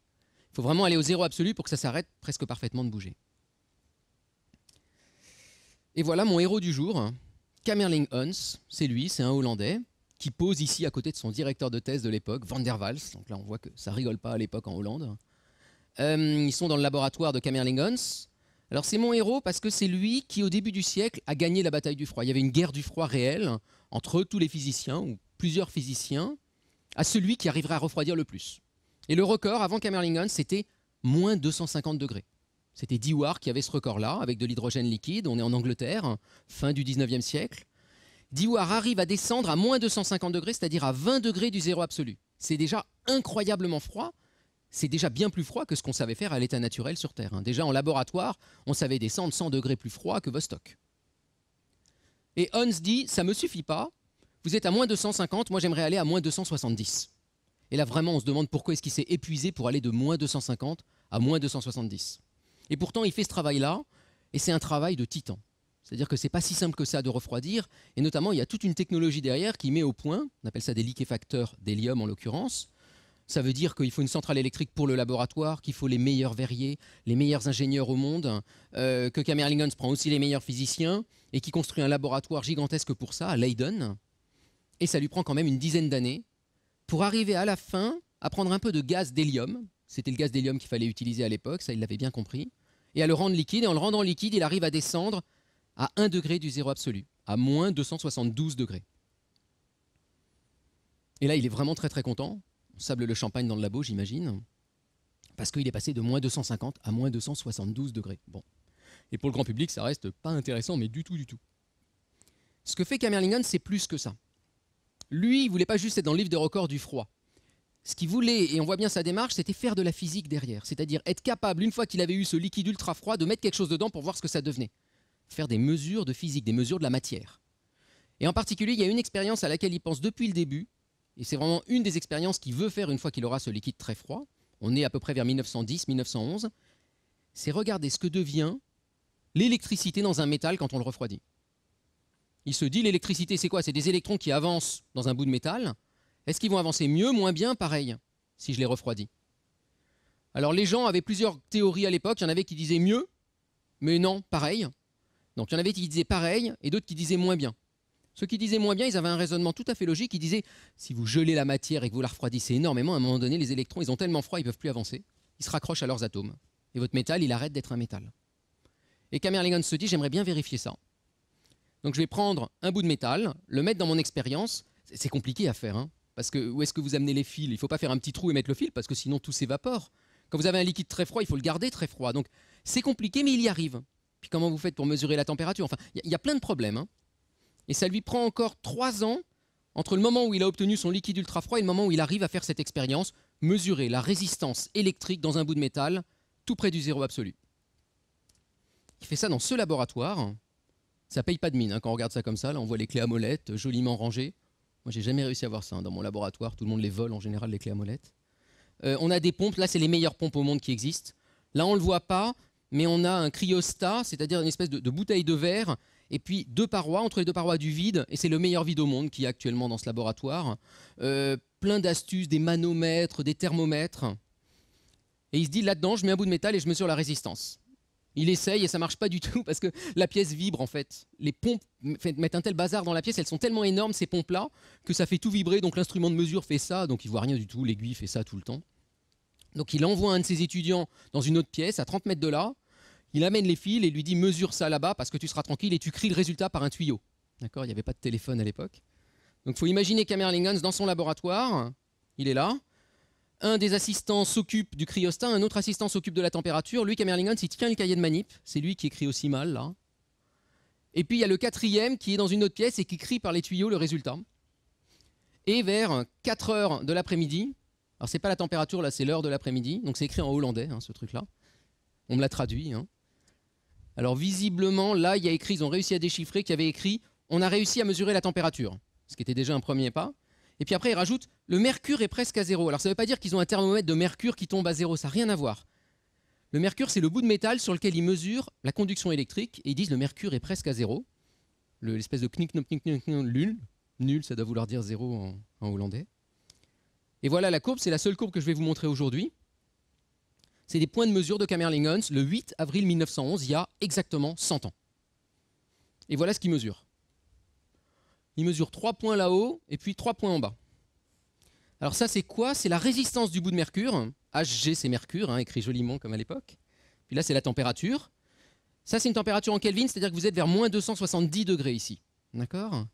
Et il voit deux choses absolument anormales dans son expérience. Première chose absolument anormale, ça tombe à zéro. Ça tombe à zéro. Alors je vais vous expliquer juste après pourquoi c'est absolument anormal. Mais deuxième chose absolument anormale, j'attire votre attention là-dessus, c'est que ça tombe à zéro incroyablement soudainement. Ça tombe à zéro en 1/100e de degré. On n'a pas l'habitude de ça en physique. On a l'habitude de ça que dans un cas, c'est quand un état transite, par exemple de liquide vers glace. On sait que ça arrive à 0 degré. Jean-Michel et Edouard en ont parlé longuement ce matin. Donc il voit ça, il ne comprend pas, il n'y croit même pas. Donc ils refont la manip plusieurs fois, et puis au bout de plusieurs fois, ils se rendent bien compte que ce truc existe. Pourquoi ils n'y croient pas? Parce que pour un physicien, ce que vous venez de voir est a priori impossible. C'est a priori impossible parce que s'il y a une résistance nulle, ça veut dire que les électrons, ils avancent sans que rien ne leur résiste. Donc après, vous imaginez cette expérience, vous prenez un petit fil de métal et vous le fermez sur lui-même. D'accord? Et vous mettez une pile. Alors si vous faites ça dans un métal, vous pouvez envoyer de l'électricité dans l'anneau, et puis ça va un petit peu chauffer parce que les électrons rebondissent un peu dans tous les sens, ça les fait chauffer. C'est exactement comme ça que vous faites un grille-pain chez vous. Vous mettez de l'électricité dans des méandres de métal qui chauffent et chauffent votre pain. Donc il se passe ça, regardez. Le métal chauffe. Et puis en dessous de l'espèce de température fatidique qu'a mesuré Kamerlingh, ça chauffe plus, ça résiste plus. Donc vous pouvez même enlever la pile, et si vous enlevez la pile, vous avez une situation tout à fait étrange. Vous avez un courant électrique qui circule dans l'anneau jusqu'à la fin des temps. Il ne frotte plus à rien, il n'accroche plus à rien. Ça, c'est pas normal. Les physiciens, ils disent toujours le mouvement perpétuel est impossible. Bah si, il est parfaitement possible, le voilà là. Alors vous allez me dire, ouais, mais ça, c'est un plaisir de physicien de laboratoire, il faut le montrer. Alors on l'a montré, hein. Par exemple, moi dans mon laboratoire, il y a une bobine comme ça, qu'on a mise dans l'hélium liquide en 1989, on a mis du courant dedans, puis après on a enlevé la pile, et depuis 1989, le courant continue à circuler sans avoir bougé d'un milliardième. Donc c'est vrai ce que je vous dis là. Alors vous pourriez me dire, mais même si c'est vrai, après tout, c'est peut-être juste un plaisir de physicien de laboratoire, justement. Alors non, ça c'est ce qui fait toute l'IRM des hôpitaux actuellement. Quand vous allez dans une IRM, dans un hôpital, vous savez, vous rentrez dans un espèce de tor comme ça, un peu effrayant, on vous dit d'enlever votre ceinture, vos cartes bleues et autres. Pourquoi? C'est parce que ce tor est censé faire un gros champ magnétique sur votre corps, pour faire une image d'IRM. Pour faire ce champ magnétique, en fait, ce qui se passe dans l'IRM, c'est qu'il y a 10 000 tours de fil dans lesquels on met énormément de courant pour que ça crée le champ magnétique. Et si vous faites ça dans du fil normal, le fil il chauffe tellement qu'il doit fondre. Donc on ne peut pas faire une IRM avec du cuivre, par exemple. Si vous le faites avec ce matériau-là, un supraconducteur, aucun problème. C'est encore mieux que ça, vous mettez le courant dans l'IRM, vous refermez l'IRM sur elle-même, vous enlevez le courant, et votre IRM, elle reste auto-alimentée jusqu'à ce que vous mettiez plus d'hélium dedans. Et puis, ce même matériau à très basse température donc conduit le courant parfaitement. C'est pour ça qu'on appelle ça un supraconducteur. Hein. Il y a un côté super-héros pour l'électricité. Et puis deuxième effet, alors celui-là on le mesure 20 ans après, c'est Meissner en Allemagne qui le mesure avec Horsenfeld. Ils se disent qu'est-ce qui se passe du côté du magnétisme. Alors l'idée est pas saugrenue. Au 19e siècle, on avait appris que l'électricité et le magnétisme, les aimants d'un côté puis les fils électriques de l'autre, en fait c'est une seule et même physique et chacun peut influer sur l'autre. Si vous approchez un aimant d'une petite bobine de fil électrique, vous allez le voir tourner. Donc ça montre bien que l'électricité agit sur le magnétisme et puis réciproquement.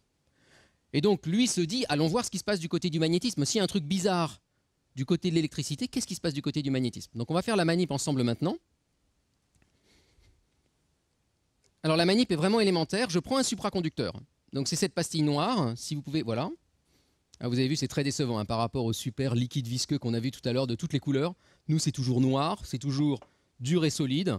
C'est une céramique, hein, c'est vraiment comme une assiette chez vous. Je vais regarder quel est l'effet du magnétisme. Donc le magnétisme, c'est les aimants. Voilà un aimant. Ça, c'est un aimant qui colle bien. Et je l'approche pour regarder si mon matériau lui-même est magnétique. Vous savez que si un matériau est magnétique, ça colle à l'aimant. Donc regardez bien.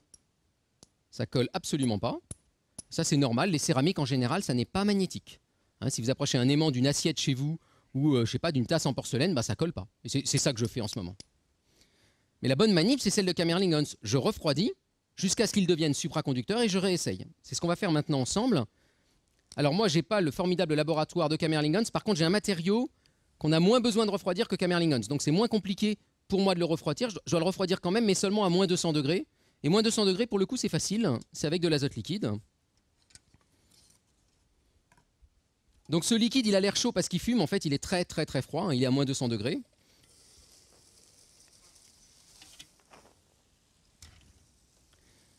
Alors, ce que je vais faire, c'est refroidir ma pastille avec cet azote liquide. Donc j'en verse sur ma pastille. Elle va mettre un petit temps à se refroidir elle-même. On n'y voit absolument rien d'ailleurs. Ça s'évapore dans tous les sens. En fait, ce que je suis en train de faire, c'est pas de l'ébullition normale, c'est l'inverse. Je suis en train de lâcher des gouttes d'eau sur une plaque électrique très chaude. Parce que j'ai un liquide très froid par rapport à ma coupelle. Donc c'est comme, vous savez, chez vous, quand vous avez une casserole qui bout sur une plaque électrique, puis ça déborde, vos pâtes débordent ou votre riz déborde. Et vous voyez les petites gouttes qui font qui glissent à la surface de la plaque électrique. C'est parce qu'elles flottent sur leur petit coussin de vapeur. Elles s'évaporent, et donc elles ont de l'air en dessous d'elles ou de la vapeur d'azote, et elles flottent. Et c'est ce qui se passe ici. C'est ça qui fait que je mouille pas vraiment ma nappe. C'est ça qui fait aussi que je peux mettre mes doigts dedans, mais si je vais vite. Hein. Je peux mettre ma main là-dedans aussi. Je peux faire un peu l'andouille, mais pas trop. Tant que je vais vite, ma main se mouille pas. Donc là, c'est vraiment un liquide particulier. En fait, c'est parce que le liquide, il n'arrive pas à toucher ma main tellement elle est chaude. Il s'évapore instantanément. Alors, la question qu'on peut se poser, c'est qu'est-ce qui se passe si on laisse la main plus longtemps? Et il ne faut pas essayer. Alors, souvent, on nous a demandé, mais au bout de combien de temps? Alors, on n'a pas essayé. Hein. C'est pas un bon jeu. Évidemment, au bout d'un moment, elle casse, hein, votre main. Moins 200 degrés, c'est froid, et au bout d'un moment, la main, elle casse. Et c'est très soudain. C'est ça qui est très traître. C'est que tant que l'azote peut s'évaporer, votre main, elle n'a pas froid, elle est heureuse. Et puis, dès qu'il ne peut plus s'évaporer parce que la main est assez froide, il mouille la main. Et là, la main, alors on dit qu'elle se brûle, c'est pas le bon mot, mais en gros, elle se gèle très très vite et votre main, elle est fichue. Hein. Donc, on fait attention. Alors, ma pastille, on la voit bouillir. En fait, elle ne bout pas vraiment, elle est très froide. Et ce que je vais faire, c'est la même expérience maintenant. Donc là, il faut me croire sur parole. Si je mesure la résistance électrique dans cette pastille noire, elle est nulle. Si je fais un anneau avec cette pastille noire, je peux mettre du courant dedans. Il reste jusqu'à la fin des temps. Et donc maintenant, deuxième expérience, j'approche un aimant pour voir si cette pastille est devenue magnétique ou pas. Est-ce qu'elle va coller à mon aimant ou pas? Alors mon aimant, c'est un aimant qui a un pôle sud en haut, un pôle nord en bas. D'accord? Et donc je l'approche de la pastille pour voir ce qui va se passer. Est-ce que ça colle ou pas? Alors ce que vous voyez, je ne sais pas si vous le voyez, là j'ai le sachet de sucre de la Cité des Sciences. Hein, vous voyez ce qui se passe? Là vous êtes censé faire waouh! Sinon vous êtes vraiment blasé. Hein. Ou alors vous l'avez vu 100 fois. Il faut dire que c'est l'année de la supraconductivité, donc on a saoulé tellement tout le monde avec cette expérience-là que... Alors, c'est vraiment incroyable parce que ça l'évite. Et là, on pourrait tout de suite se dire, bah non, c'est vraiment pas incroyable. Un aimant qui repousse un autre aimant, on connaît, quoi, après tout. Alors, pour tous ceux qui ont vraiment joué avec des aimants sérieusement, vous savez que c'est pas possible. Si vous prenez deux aimants et que vous essayez de les repousser, c'est vrai qu'ils se repoussent. Mais juste après, ils se collent dans l'autre sens. Et vous savez pas, vous pouvez essayer de mettre toutes les constructions que vous voulez. Si vous ne mettez pas une ficelle ou un mur quelque part, vous ne saurez pas faire flotter un aimant sur un autre aimant. C'est impossible. Là, ça flotte. On pourrait se dire, ouais, mais bon, ok, c'est peut-être un aimant particulier qui repousse un autre aimant. Maintenant, je vais faire une expérience vraiment incroyable. Regardez bien ce que je fais. J'enlève l'aimant et je vais le retourner.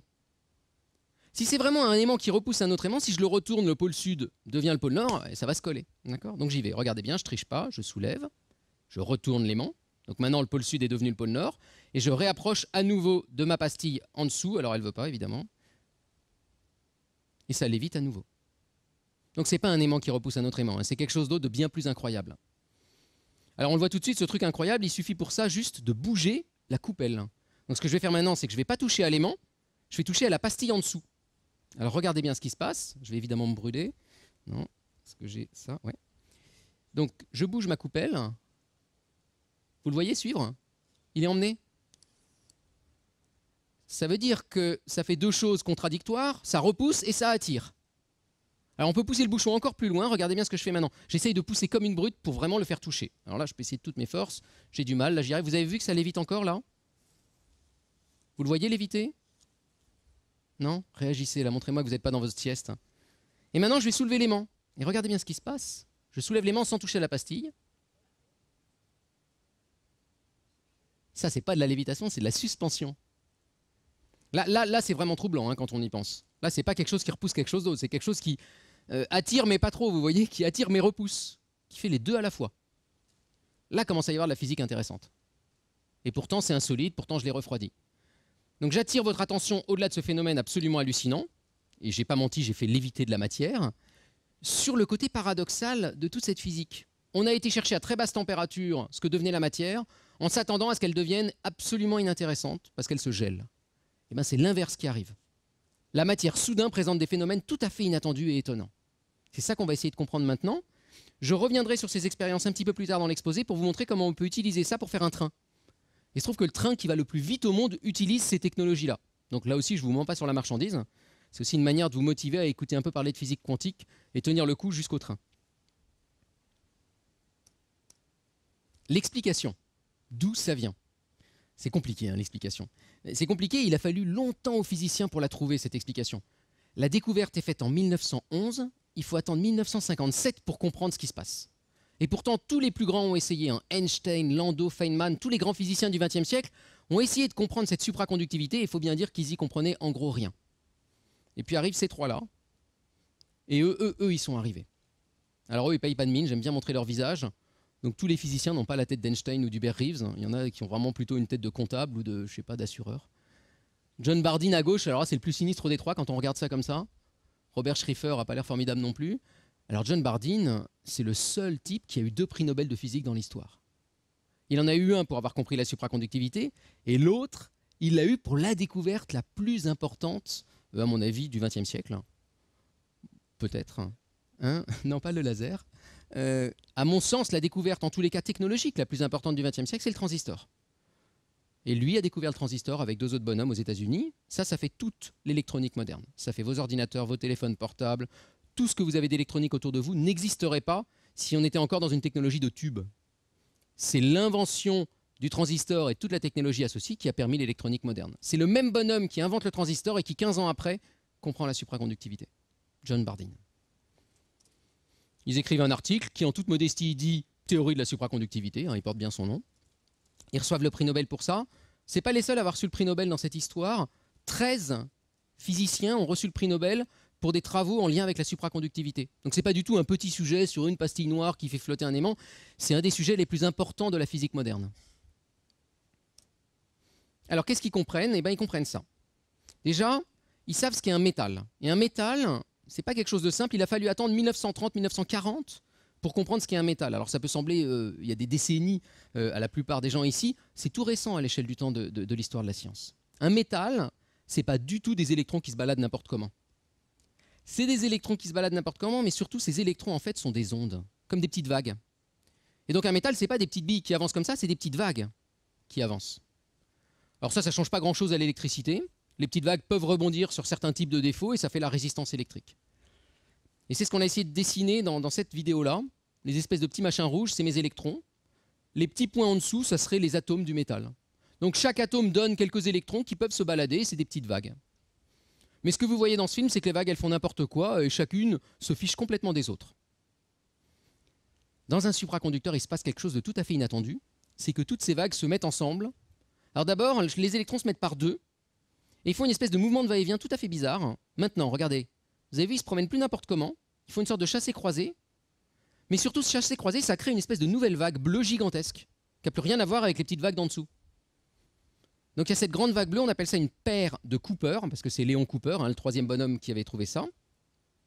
Mais le truc incroyable, c'est que si deux autres électrons font aussi la même vague, c'est ce qui va se passer maintenant dans le film, regardez bien, la deuxième et la première s'alignent bien entre elles. Et puis la troisième et la quatrième et la cinquième. Et vous pouvez faire dans un supraconducteur quelques milliards de grandes vagues comme ça, elles vont toutes s'aligner entre elles. Donc les électrons sont plus du tout indépendants, chacun dans son coin. Ils ont tous formé ensemble une espèce d'immense tsunami, d'immense raz-de-marée. Alors vous allez me dire, et alors ? Mais alors ça change tout. Ça fait que ce raz-de-marée, il passe à travers le métal comme si le métal ne l'arrêtait pas. Le métal ne peut plus l'arrêter, ne peut plus faire rebondir les électrons. Donc il n'y a plus de résistance électrique. Et puis ce raz-de-marée, si vous approchez un aimant de ce raz-de-marée, ça va le briser, ça va le tordre, donc il se défend. Et là, il a une façon hyper astucieuse de se défendre, il fait des tourbillons. Et quand ce raz-de-marée se met à tourbillonner, ça emmène des électrons qui tournent, et des électrons qui tournent comme ça fait un petit champ magnétique, donc ça repousse l'aimant. Et ça lui coûte rien, parce que les électrons peuvent circuler là-dedans, sans que ça leur coûte rien, vu qu'il n'y a pas de résistance. Donc ils comprennent cette vague, ils comprennent comment elle se forme, ils savent l'écrire, ils savent en faire les équations, et tout le monde est très heureux. Là, à nouveau, on sable le champagne, il a fallu quand même 40-50 ans pour trouver ça, et ça marche. Et la théorie marche, et tout le monde est très heureux. Alors il y a quand même une petite déception. Avant de vous dire la déception, je veux juste vous donner une analogie pour cette vague. C'est dur de trouver des analogies. Alors au début, on disait c'est plein de petites vagues, et soudain, c'est un tsunami, mais bon. Un autre truc que j'aime bien, moi, c'est des poissons dans la mer. Vous savez, quand les poissons avancent dans la mer, c'est vraiment n'importe quoi. Chacun fait touk, touk, touk, touk, touk. Ça, c'est mes électrons dans un métal. Alors évidemment, un poisson, c'est quand même un corps, c'est pas une onde. Il faut imaginer que c'est des poissons-ondes. Bon. Mais en tous les cas, ils avancent n'importe comment, mes poissons. Et de temps en temps, vous l'avez peut-être vu vous-même si vous faites un petit peu de plongée, il se passe ça. Il y a un banc de poissons qui se forme. Et je ne sais pas si vous avez déjà vu les mouvements d'un banc de poissons, mais c'est quelque chose de tout à fait différent du mouvement d'un seul poisson. C'est une espèce de grande nappe avec des espèces de choses très harmoniques, avec des mouvements très amples. Ce que je veux juste faire sentir avec cette analogie, qui a ses limites, c'est qu'un supraconducteur, c'est ça. C'est-à-dire que les électrons, maintenant, en se mettant ensemble, forment un nouvel objet qui n'a plus rien à voir avec les petits électrons et qui fait quelque chose de nouveau et d'incroyable. Alors on peut imaginer plein d'autres analogies. Une qu'on aime bien, c'est la cour d'école. Vous savez, vous êtes dans une cour d'école primaire, c'est le bazar, c'est la récré, tout le monde court n'importe comment. La cloche sonne, les élèves se mettent par deux, c'est mes électrons qui se mettent par deux, et puis tous ensemble, ils vont, dans un monde idéal, faire une jolie queue qui va rentrer dans la classe. Donc ils ont adopté une sorte de nouveau mouvement assez harmonieux dans un monde idéal, et ça serait mon supraconducteur. Alors on s'est amusé à le filmer, ça, on a demandé l'autorisation, un copain chercheur a été voir la classe de ses enfants, et a dit est-ce qu'on pourrait filmer de haut les enfants, la cloche et tout, donc ça a mis une journée pour se faire. Et puis vous pouvez aller le voir, ce film, c'est un film qu'on a produit avec le CNRS sur les supraconducteurs, je vous donnerai un lien après, et je vous demande d'aller voir ce moment-là où tous les enfants s'alignent, et c'est vraiment très joli. Je crois qu'ils ont fait ça une fois dans leur vie, les enfants. Donc tout le monde est content, fin de l'histoire, on est en gros dans les années 60-70. Alors la fin de l'histoire est un petit peu triste, parce que cette théorie qui marche très bien, elle vous dit il faut que la matière soit incroyablement froide pour que la vague se forme. Et ils donnent même une limite, ils disent en gros, au-dessus de moins 240 degrés, ça ne marchera plus. Donc c'est à la fois chouette et triste, parce que s'il faut vraiment à chaque fois descendre à moins 240 degrés pour avoir ça, c'est pas très motivant, surtout pour les applications. Et ça s'arrête là. Les gens cherchent de moins en moins, beaucoup de gens s'arrêtent, changent de domaine de physique, comme c'est souvent le cas quand un domaine arrive à maturité. Quand on dit qu'un domaine arrive à maturité, c'est une façon élégante de dire maintenant il faut changer, quoi. C'est plus intéressant. Puis il y en a quelques-uns quand même qui s'obstinent, et en particulier lui là. Alex Müller, qui est à IBM à Zurich. Et Alex Müller négocie avec IBM, il est presque à la retraite et il dit laissez-moi bosser dans mon coin dans un laboratoire. J'ai tellement fait de choses pour vous, est-ce que vous ne voudriez pas me laisser bosser sur ce quoi je veux travailler à l'époque, IBM avait dit on arrête de travailler sur les supraconducteurs, ça n'a aucun intérêt, mais lui continue dans son coin. Et avec son collègue, Bednorz, ils écrivent cet article en 1986, il y a 25 ans. Un article qui paye vraiment pas de mine quand on le montre comme ça. Il n'y a pas de couleur, il n'y a pas de trucs flashy, il n'y a rien du tout. C'est un des 2-3 articles les plus cités de l'histoire des sciences. C'est un des 3 articles les plus importants des 30 dernières années. Il y a eu à la suite de cet article-là tout seul, à peu près 20 000 articles écrits sur le même sujet et sur ce matériau qui a été découvert en 1986 par eux deux. En fait, ce matériau avait été découvert à Caen par l'équipe de Bernard Ravo, mais ils ont un peu raté la découverte. Et eux, ils sont arrivés. Et voilà la découverte. C'est exactement comme Camerlinghuns, regardez bien. La résistance descend et elle tombe à zéro, comme le mercure. Sauf que là, c'est trop chaud. c'est au-dessus de moins 240 degrés. Alors ils sont très très prudents, regardez, hein, ils mettent possible dans le titre, ils sont pas sûrs. Pour ceux qui ont fait un peu de chimie, ils mettent même pas les chiffres en bas des noms des atomes parce qu'ils sont pas trop sûrs de la composition du matériau. Il se trouve en plus qu'ils avaient oublié un atome dans l'histoire de strontium. Mais quand même, ils écrivent ça. Ça met un petit temps à diffuser dans la communauté, hein. Il n'y a pas Internet à l'époque, les gens s'envoient des fax quand même, disent il y a deux Suisses allemands qui publient un truc complètement impossible, ça doit être n'importe quoi, mais quand même, c'est le processus scientifique, on vérifie. Un peu comme l'histoire des neutrinos dont vous avez peut-être entendu parler récemment. On offre à la communauté un résultat étrange en disant nous on a fait ce qu'on a pu, on a l'impression qu'on mesure ça, qu'on ne s'est pas trompé, essayez et si vous trouvez comme nous, alors on avait raison. Et les autres essayent, très vite un Américain et un Japonais indépendamment retrouvent la même chose.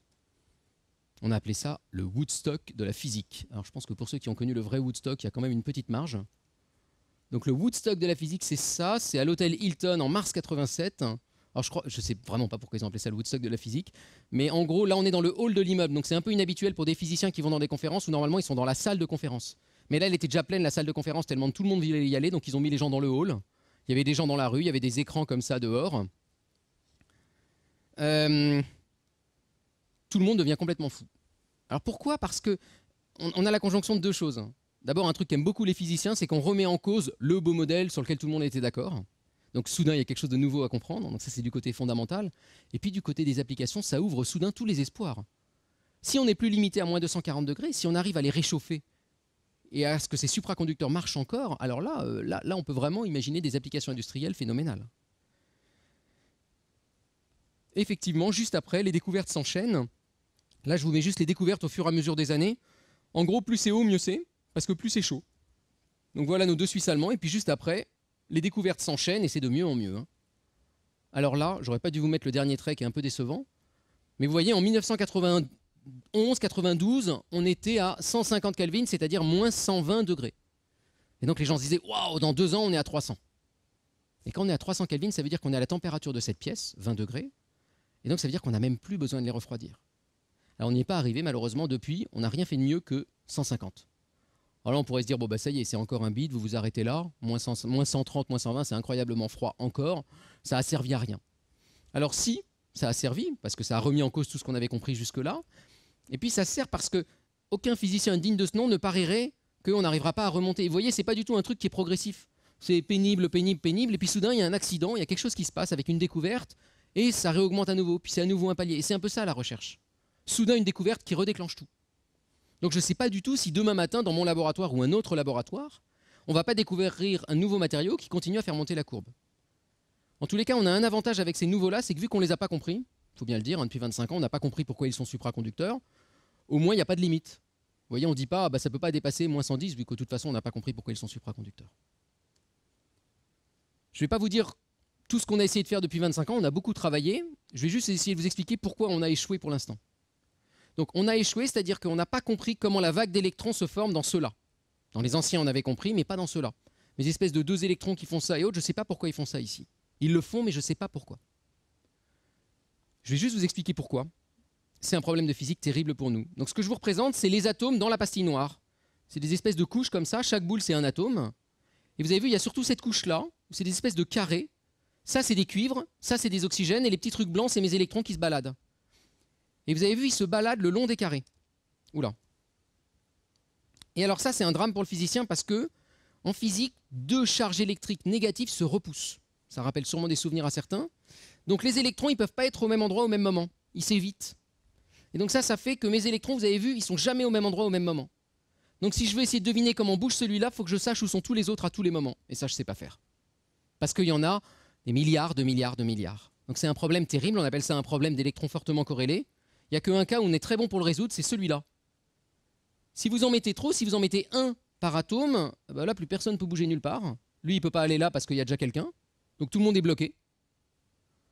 Et d'ailleurs, ce truc-là n'est même plus un métal. Les électrons ne circulent plus. Si vous prenez ça, qui est l'objet le plus inutile et inintéressant possible, et que vous en enlevez 1 sur 20, c'est pas beaucoup, hein.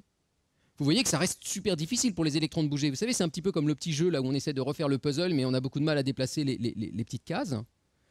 Et bien, c'est dans ce cas-là qu'on a le meilleur supraconducteur qui existe actuellement sur Terre. Et on ne sait pas pourquoi. On ne sait pas pourquoi, justement, dans une situation où les électrons sont tellement bloqués, on a une propriété aussi incroyable à basse température. Alors, il y a 2-3 ans, on a fait encore une nouvelle découverte, qui fait qu'on y comprend encore moins, il faut bien le dire. C'est qu'on pensait au moins qu'à chaque fois, il fallait ces espèces de couches d'atomes de cuivre pour avoir ces nouveaux systèmes incroyables. Et alors, on en a découvert récemment qui sont avec du fer. C'est Hideo Hosono au Japon qui a découvert ça. La recherche a classé ça dans ses 10 découvertes de l'année, en titrant « Les supraconducteurs se mettent au fer ». Ça veut dire qu'on a un peu les mêmes couches de millefeuille, mais au lieu d'être du cuivre, c'est du fer. Et ça nous a beaucoup troublés parce que normalement, le fer, c'est ce qui sert à faire des aimants. Mon aimant là-dedans, là, il y a du fer, justement. Donc on s'était dit, bon, bah alors le fer, c'est vraiment le truc à éviter si vous voulez avoir un supraconducteur, parce qu'un aimant est à l'évidence un ennemi de la supraconductivité. Et bien c'est justement en utilisant les atomes qui servent normalement à faire des aimants qu'on a réussi à faire un très bon supraconducteur. Donc ça a remis en cause nos certitudes les plus fortes. Alors on pourrait se dire, oh là là, il ne faut pas se rajouter un problème au problème. Déjà, on n'est pas bon sur les précédents, on ne va pas commencer à essayer de comprendre cela. Alors si, bien sûr, les physiciens, tous d'un seul homme, ont été travaillés sur ces systèmes-là, moi compris. Et là, pour le coup, on pense qu'on est en train de tenir la solution. On pense que dans cela, les électrons se mettent par deux à cause de leur magnétisme, justement. Un magnétisme un peu anormal, je ne rentre pas dans les détails, mais ce qui ferait qu'ils font cette espèce de truc tête bêche qui fait qu'ils font la grande vague, ça serait leur propriété magnétique. Et donc, on se déchire tous là-dessus pour essayer de savoir si c'est vrai ou pas, entre des théories et des expériences pour les valider ou les invalider.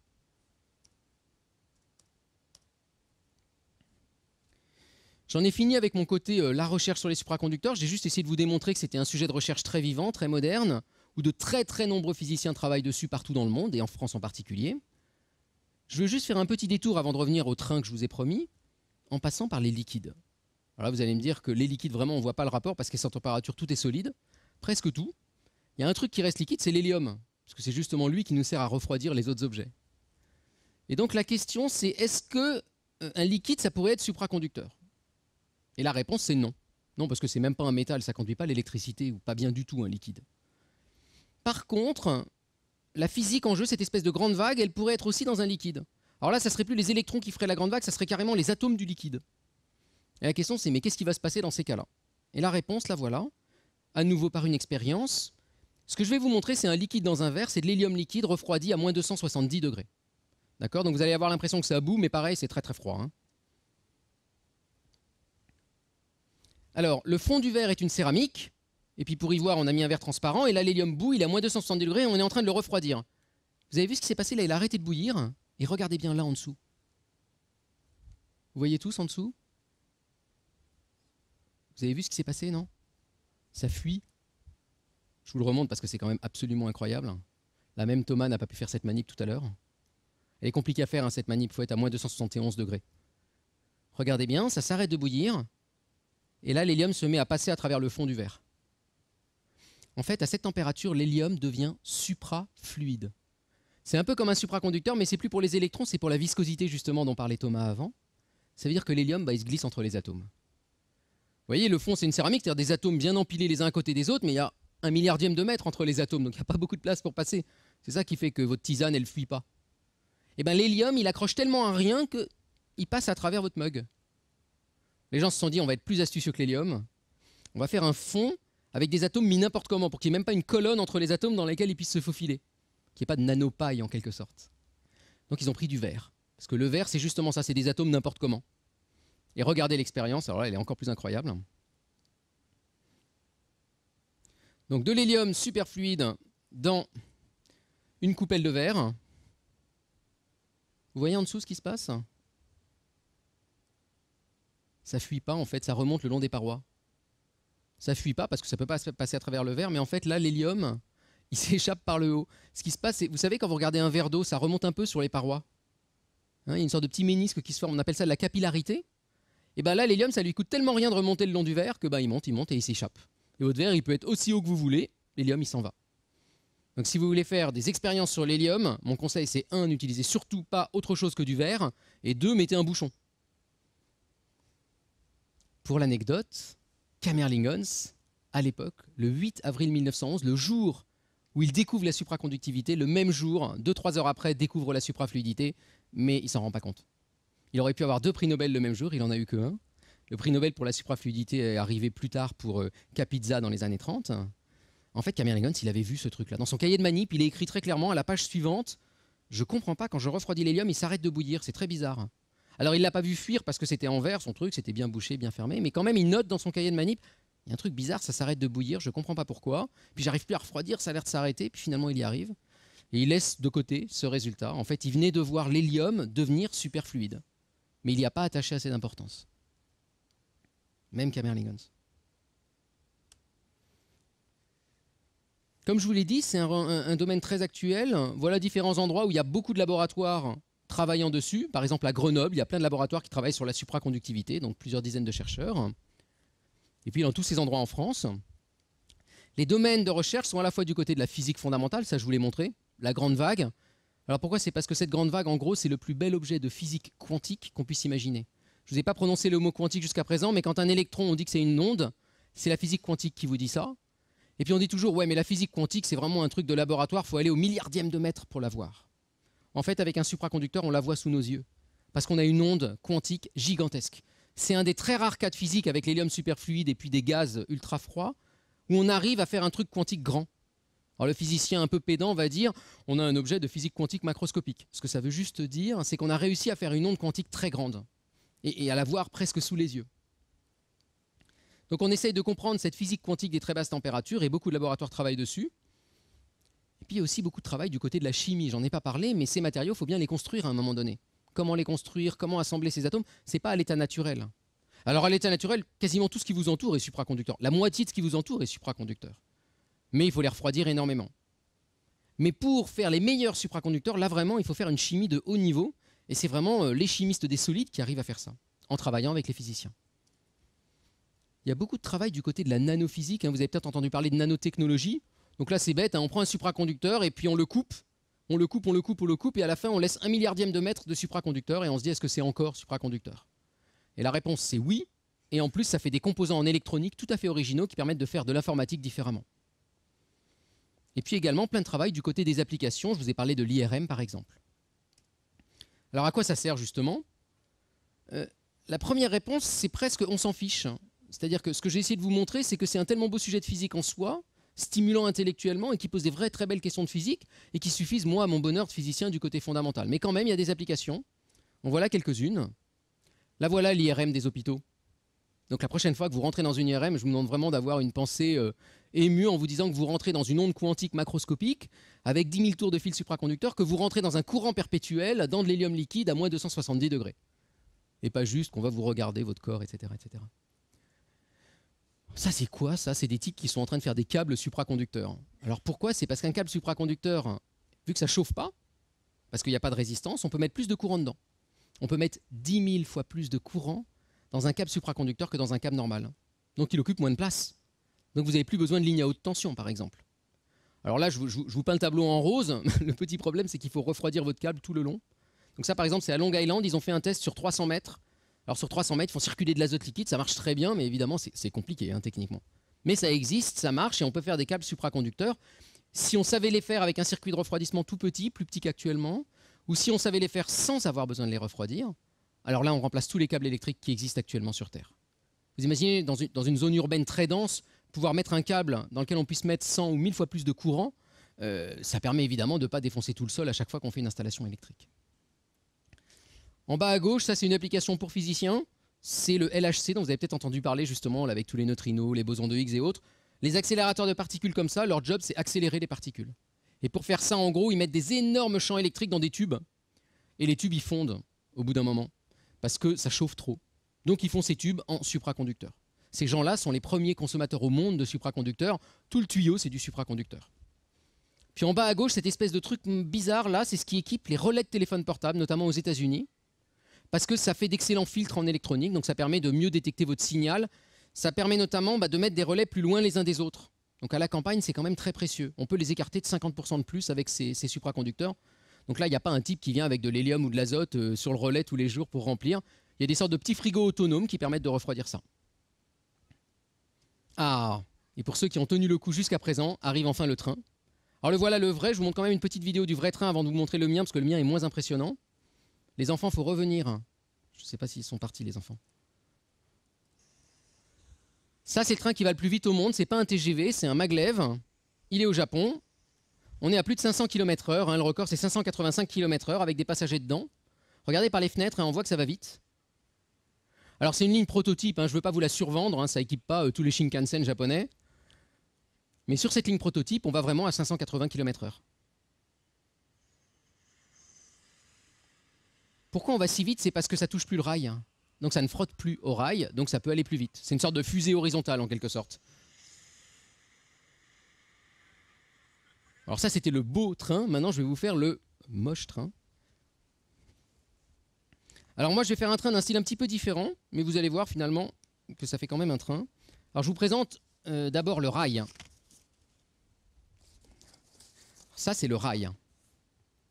Alors si vous pouvez switcher en régie sur moi. Le rail c'est des aimants. En fait ce que je vais faire pour faire un train, c'est que je vais prendre l'expérience que je vous ai faite tout à l'heure et je vais la retourner. Donc au lieu d'avoir l'aimant au-dessus et la pastille noire en dessous, je fais à l'envers. Donc maintenant, je vais faire flotter un supra sur les aimants. Alors j'ai une petite difficulté quand je fais ça, c'est comment refroidir le supra. Je ne vais pas m'amuser à verser de l'azote et à suivre mon train comme ça, je vais juste faire un gobelet. Voilà mon gobelet. Le fond de mon gobelet, c'est la pastille noire supraconductrice, et le gobelet me sert juste à pouvoir mettre de l'azote, et c'est du plastique. D'accord ? Donc, je mets mon gobelet sur mon rail, et pendant qu'il refroidit, je vais vous expliquer comment marche mon train. Alors, le principe d'un train, c'est que ça reste accroché à un rail. D'accord ? Tout à l'heure, souvenez-vous de l'expérience que j'ai faite, la pastille noire emmenait l'aimant avec elle. Dit autrement, la pastille noire ne voulait pas changer de champ magnétique quand je lui mettais un champ magnétique. Donc ce que je fais maintenant à ma pastille noire, c'est que je lui mets plein d'aimants. Et j'ai toujours choisi les aimants dans le même sens. Autrement dit, je lui mets un champ magnétique, mais qui est toujours le même le long de mon rail. C'est comme si je pouvais faire l'expérience ici, ici, ici, ici. Donc ça ne change rien pour la pastille noire de se déplacer le long du rail, parce qu'elle voit toujours les mêmes aimants. Par contre, vous comprenez bien qu'elle ne va pas sortir du rail et dérailler, parce que ça l'obligerait à aller là où il n'y a plus d'aimants. Et elle veut rester avec ses aimants, elle est heureuse avec ses aimants. Donc j'ai inventé un train, c'est-à-dire un truc qui ne déraille pas. Ce que j'ai gagné par rapport au train habituel, c'est que ça ne frotte plus. Ça ne frotte plus parce que la caméra peut me suivre. Évidemment, ça l'évite comme tout à l'heure. Hein. Vous voyez, ça passe toujours au-dessus de mon truc. Alors, c'est très pratique cette manip-là parce que ça ne frotte pas. Bon, je me brûle un peu quand même. J'ai inventé le train, j'ai aussi inventé la gare. Alors, vous voyez, la gare, c'est qu'il n'y a pas de butée au bout. En fait, c'est juste qu'il n'y a plus d'aimants. Et vu que ça reste accroché aux aimants, eh ben, ça reste accroché aux aimants, donc ça revient arriver au bout. Alors, on peut pousser le bouchon un tout petit peu loin. C'est-à-dire que c'est non seulement un train, mais évidemment, tout à l'heure, vous vous souvenez de ma manip de suspension? Je tire le supra et il vient avec moi. Et bien exactement de la même manière, tant qu'il est froid, donc il faut aller assez vite. Donc il faut que la caméra me suive, voilà. Je vais faire la même chose, mais à l'envers. Alors là, il ne faut pas que je fasse ça trop longtemps, parce qu'au bout d'un moment, il va arrêter d'être froid. Et évidemment, il va arrêter d'être supraconducteur et il va tomber violemment. Donc je vais recharger en azote. Tant qu'il y a de l'azote liquide, c'est un peu mon carburant en l'occurrence, mon train reste accroché. Alors là, j'ai été précautionneux. Je peux être un peu plus violent, évidemment. Je peux l'envoyer comme ça, dans tous les sens. Je m'en mets absolument. Alors ça, vous faites pas ça, vous, hein, s'il vous plaît. Alors, au bout d'un moment, il va se réchauffer. Et quand il va se réchauffer, on va le faire en direct. Je vais souffler dessus. Ou je vais le faire comme ça. Alors là, il va vraiment tomber. Je descends. On va le faire, pardon, comme ça. Donc là, si vous pouvez zoomer sur le train, je voudrais juste voir le train atterrir. Donc je souffle dessus pour le réchauffer. Ça y est, il a atterri. Maintenant, il frotte. Il n'est plus supraconducteur. Donc c'est seulement à basse température qu'on a ce phénomène. Alors on peut faire ça avec une autre géométrie, en fait, avec toutes les géométries dont on a l'idée. Par exemple, un anneau de Moebius ou autre chose.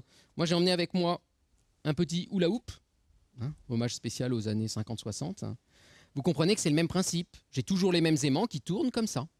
Je reprends mon train, je le remets, je mets une petite cale au début parce qu'il n'est pas froid au début, donc il faut bien le surélever. Je remets de l'azote. J'ai moins besoin d'attendre parce qu'il est déjà froid. Quand même un petit peu. Alors, pour ceux que ça amuse vraiment, on a un skateboard supraconducteur qu'on a fabriqué à Paris 7. Donc c'est, vous savez, près des Grands Moulins, à l'université René Diderot, auquel vous pourrez aller au moment de la fête de la science, par exemple. Donc il y a 10 mètres de ce rail sur le sol et c'est vous qui montez sur le train. Et ça marche jusqu'à 150 kg. Donc on vous fait monter sur le skateboard supraconducteur. Vous voyez, c'est le même principe, c'est juste qu'on a mis plus de galettes noires. Il y a de l'azote qui crache dans votre dos. Prenez des bonnes tennis. N'ayez pas de pacemaker. Et on vous envoie sur le skateboard. Alors évidemment, vous vous cassez la figure très très vite parce qu'il n'y a aucun frottement. Donc c'est très troublant, il faut avoir un très bon sens de l'équilibre. Bon, je pense qu'ils mettront quand même des rampes ou quelque chose pour vous rattraper.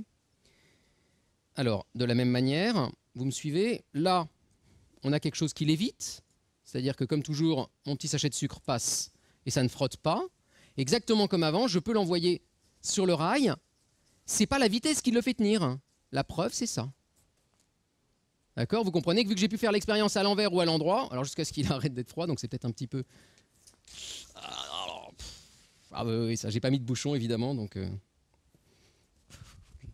La physique du froid, on se salit moins que la physique de la matière molle, mais on se brûle plus. En fait, on est passé par tous les dangers aujourd'hui. Hein.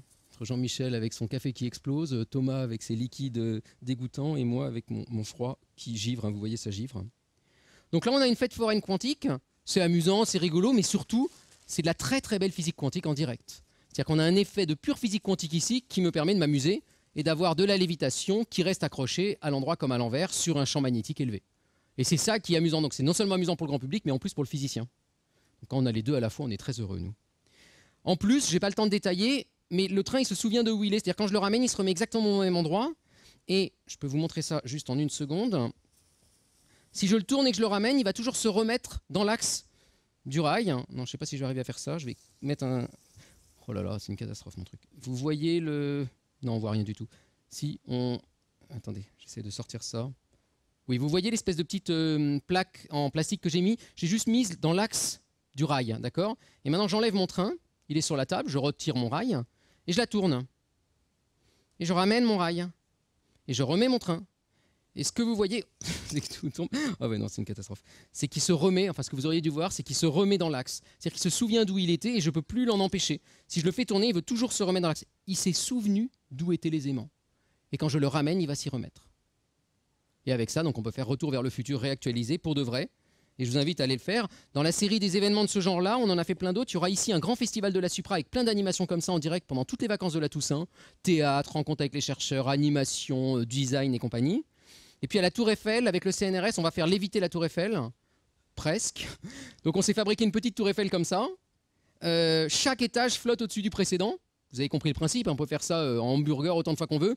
Et vous pourrez la photographier devant la vraie Tour Eiffel, qui elle lévitera un petit peu moins. Et en haut, on a même mis un petit phare. Hein.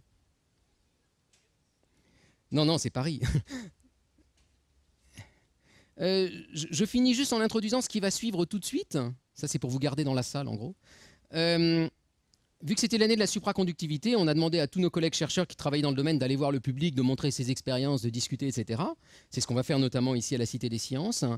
Et puis on en a profité pour aller voir des gens qu'on ne va pas voir d'habitude. Ici, c'est les étudiants d'une école de design qui s'appelle le NSCI, qui est à Paris, à qui on a dit « Qu'est-ce que vous imagineriez-vous sur la physique quantique et la supraconductivité ?» Donc il y a eu un petit blanc, évidemment. Et puis après, on leur a dit « Écoutez, essayez de réfléchir et de vous imaginer le cas où on n'aurait plus besoin d'azote liquide. Imaginez que je puisse faire les mêmes expériences sans azote liquide. C'est-à-dire que j'ai découvert des supraconducteurs qu'on n'ait pas besoin de refroidir. C'est pas impossible, c'est pas sûr qu'on y arrive un jour, c'est peut-être demain matin, c'est peut-être dans un an, dans 10 ans. Le propre de la recherche, c'est on ne sait pas prédire, mais on essaye. Mais vous, imaginez que ça soit possible, qu'est-ce que vous imagineriez? Alors c'est ce qu'ils vont vous raconter juste après avec des vidéos en direct. Ils vont vous montrer qu'on peut faire des bijoux qui flottent, on peut faire des sacs à dos qui touchent plus votre dos, enfin des trucs incroyables. Je vais juste vous montrer un exemple de ça, tout bête. Vous avez votre plat dans le four qui est trop chaud. Votre plat, le bord du plat, vous l'avez fait avec des aimants. Et puis ça, votre poignée, elle est en supraconducteur, bien sûr. Exactement de la même manière que mon train reste accroché, et bien là, votre plat à four, vous le tenez par les côtés sans le toucher. Vous voyez, vous avez inventé un objet qui ne touche pas, mais qui tient. Une sorte de roulement à billes sans billes ou d'aimant qui ne touche pas. Alors évidemment, après, si vous êtes astucieux, dans votre table, vous avez aussi glissé quelques aimants discrètement. Donc votre plat, il ne touche pas votre table. Et ça, en plus, c'est mes filles. Donc je voulais vraiment montrer ça, parce que Thomas avait montré ses filles tout à l'heure, donc j'étais jaloux. Alors évidemment, après, vous pouvez un peu réfléchir et vous pouvez peut-être imaginer une façon astucieuse que quand ils se refroidissent, ils s'opposent. Parce qu'il est sensible à la température, mais il faudrait le faire de façon opposée, mais il y a des idées pour ça. Donc restez pour voir toutes les autres inventions encore plus incroyables du futur. C'est pas complètement déraisonnable. On s'est pas juste fait plaisir en faisant Avatar. Tout ce qu'on fait là est tout à fait réaliste si on n'a pas besoin d'azote liquide. Ça, je peux le faire déjà avec de l'azote liquide, on l'a fait ensemble ici. Mais là, évidemment, on n'aurait plus besoin de refroidir. Pour finir, 2 sites web si vous voulez aller un petit peu au-delà. Supraconductivité.fr, c'est ce qu'il faut retenir, il y a tout dessus. Des vidéos, des animations, des petits jeux interactifs, tout ce que vous avez toujours rêvé de savoir sur la supraconductivité, vous le saurez là-dessus. Et puis il y a un petit icône dans le coin qui s'appelle Supra 2011, vous cliquez dessus et ça vous dit tout ce qu'il y a partout en France si vous voulez aller la voir en direct, et c'est pas seulement à Paris. Et il y a un autre petit icône qui renvoie vers ce site en haut, Supra Design, où il y a justement ces vidéos du futur dont on va vous parler maintenant, pour imaginer la Supra au futur. Je vous remercie pour votre attention.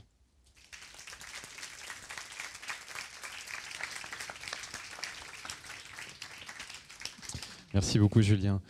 On va te bombarder de questions dans quelques instants. En attendant, il se trouve que j'ai reçu un email de Jean-Yves Duhaut, qui a suivi cette conférence par télépathie. Et il a croqué toute la conférence. Je vais vous montrer quelques-unes de ses réalisations et ça va nous permettre quelque part de faire un petit résumé de la conférence de Julien. Alors j'espère qu'en régie, on va pouvoir basculer vers le rétroprojecteur. Parfait.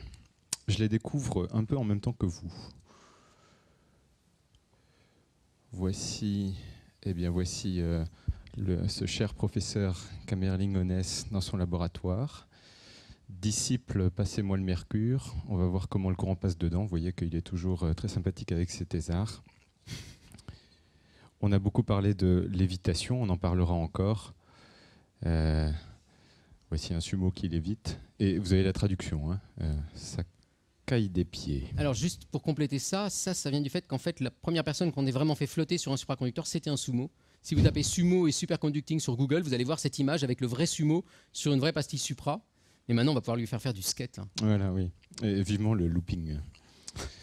En Asie, ça fait bien longtemps qu'on lévite, notamment au Tibet. Moi, je vous laisse lire. Il n'y a même pas besoin de refroidir. Dans le même genre d'idée, il y a Supraman, qui lui n'a plus besoin d'avancer pour voler. Je ne sais pas d'ailleurs si Superman a besoin d'avancer pour voler, mais enfin, vous pourrez y réfléchir chez vous. Tenez, ça c'est au sujet de la résistance. Je crois que c'est un message de Jean-Yves Duhaut pour tous les hommes dans cette salle. Oh oui, ça chauffe, c'est pratique. Pas vrai, Marcel ? Et puis pour terminer,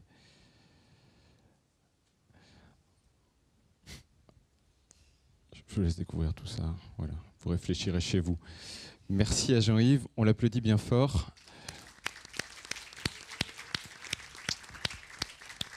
Et vous pouvez retrouver ces dessins tous les mois, ou à peu près tous les mois dans le journal de Spirou. On va passer aux questions, on a le temps pour 3 questions. 3 questions pour Julien Bobroff. La première, où est-elle ? Juste ici. Oui, j'ai une question toute bête en fait concernant le fonctionnement du train par rapport à la supraconductivité. En fait, comment quel liquide est présent en fait sur le rail pour faire glisser le train en fait. C'est de l'azote ou c'est de l'hélium ? C'est de l'hélium. En fait, c'est dans le train qu'on a caché des bobines un peu comme l'IRM. Faut imaginer qu'on a mis plein d'IRM dans le train. Donc c'est pas du tout gênant, c'est facile à faire, enfin facile, c'est faisable. Le seul truc évidemment, c'est de pas trop porter de carte bleue près de la fenêtre. Vous voyez, si vous avez des cartes bleues, vous vous mettez plutôt au centre du couloir et pas sur les bords parce que là, ça va démagnétiser vos cartes. Mais en gros, c'est un très gros champ magnétique fait par des bobines à bord du train. Alors quand je dis ça, j'explique juste avec des forces que ça fait tenir le train sans qu'il touche les rails. Ça explique pas du tout comment il avance. L'astuce, c'est que pour avancer, il y a d'autres bobines planquées derrière qui donnent des petites pichenettes électriques par induction. Et c'est ça qui permet de faire avancer à 585 km/h. Deuxième question, ici au premier rang.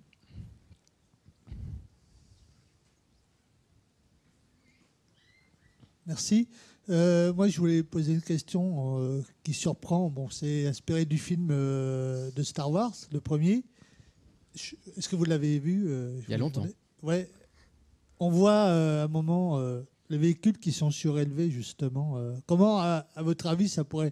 Moi, je me dis, est-ce que, par exemple, ce système-là, est-ce qu'il pourrait ne pas être adapté pour, vous savez, au lieu d'être directement sur le sol, avec le même système que le train, par exemple ? Alors non. On peut faire un train, on ne peut pas faire une voiture. Pourquoi ? C'est parce que vous avez vu, je suis coincé sur un rail. On pourrait se dire, on n'a qu'à mettre plein de rails les uns à côté des autres, ça ne va pas marcher. Par exemple, imaginez que vous fassiez même un aiguillage. Mon train, on ne peut même pas faire d'aiguillage sur mon train, c'est vraiment nul comme train. Donc j'ai un rail qui avance, et imaginez que ça parte en Y. D'accord ? Vu que le Supra veut toujours rester sur les mêmes aimants, il repart en arrière.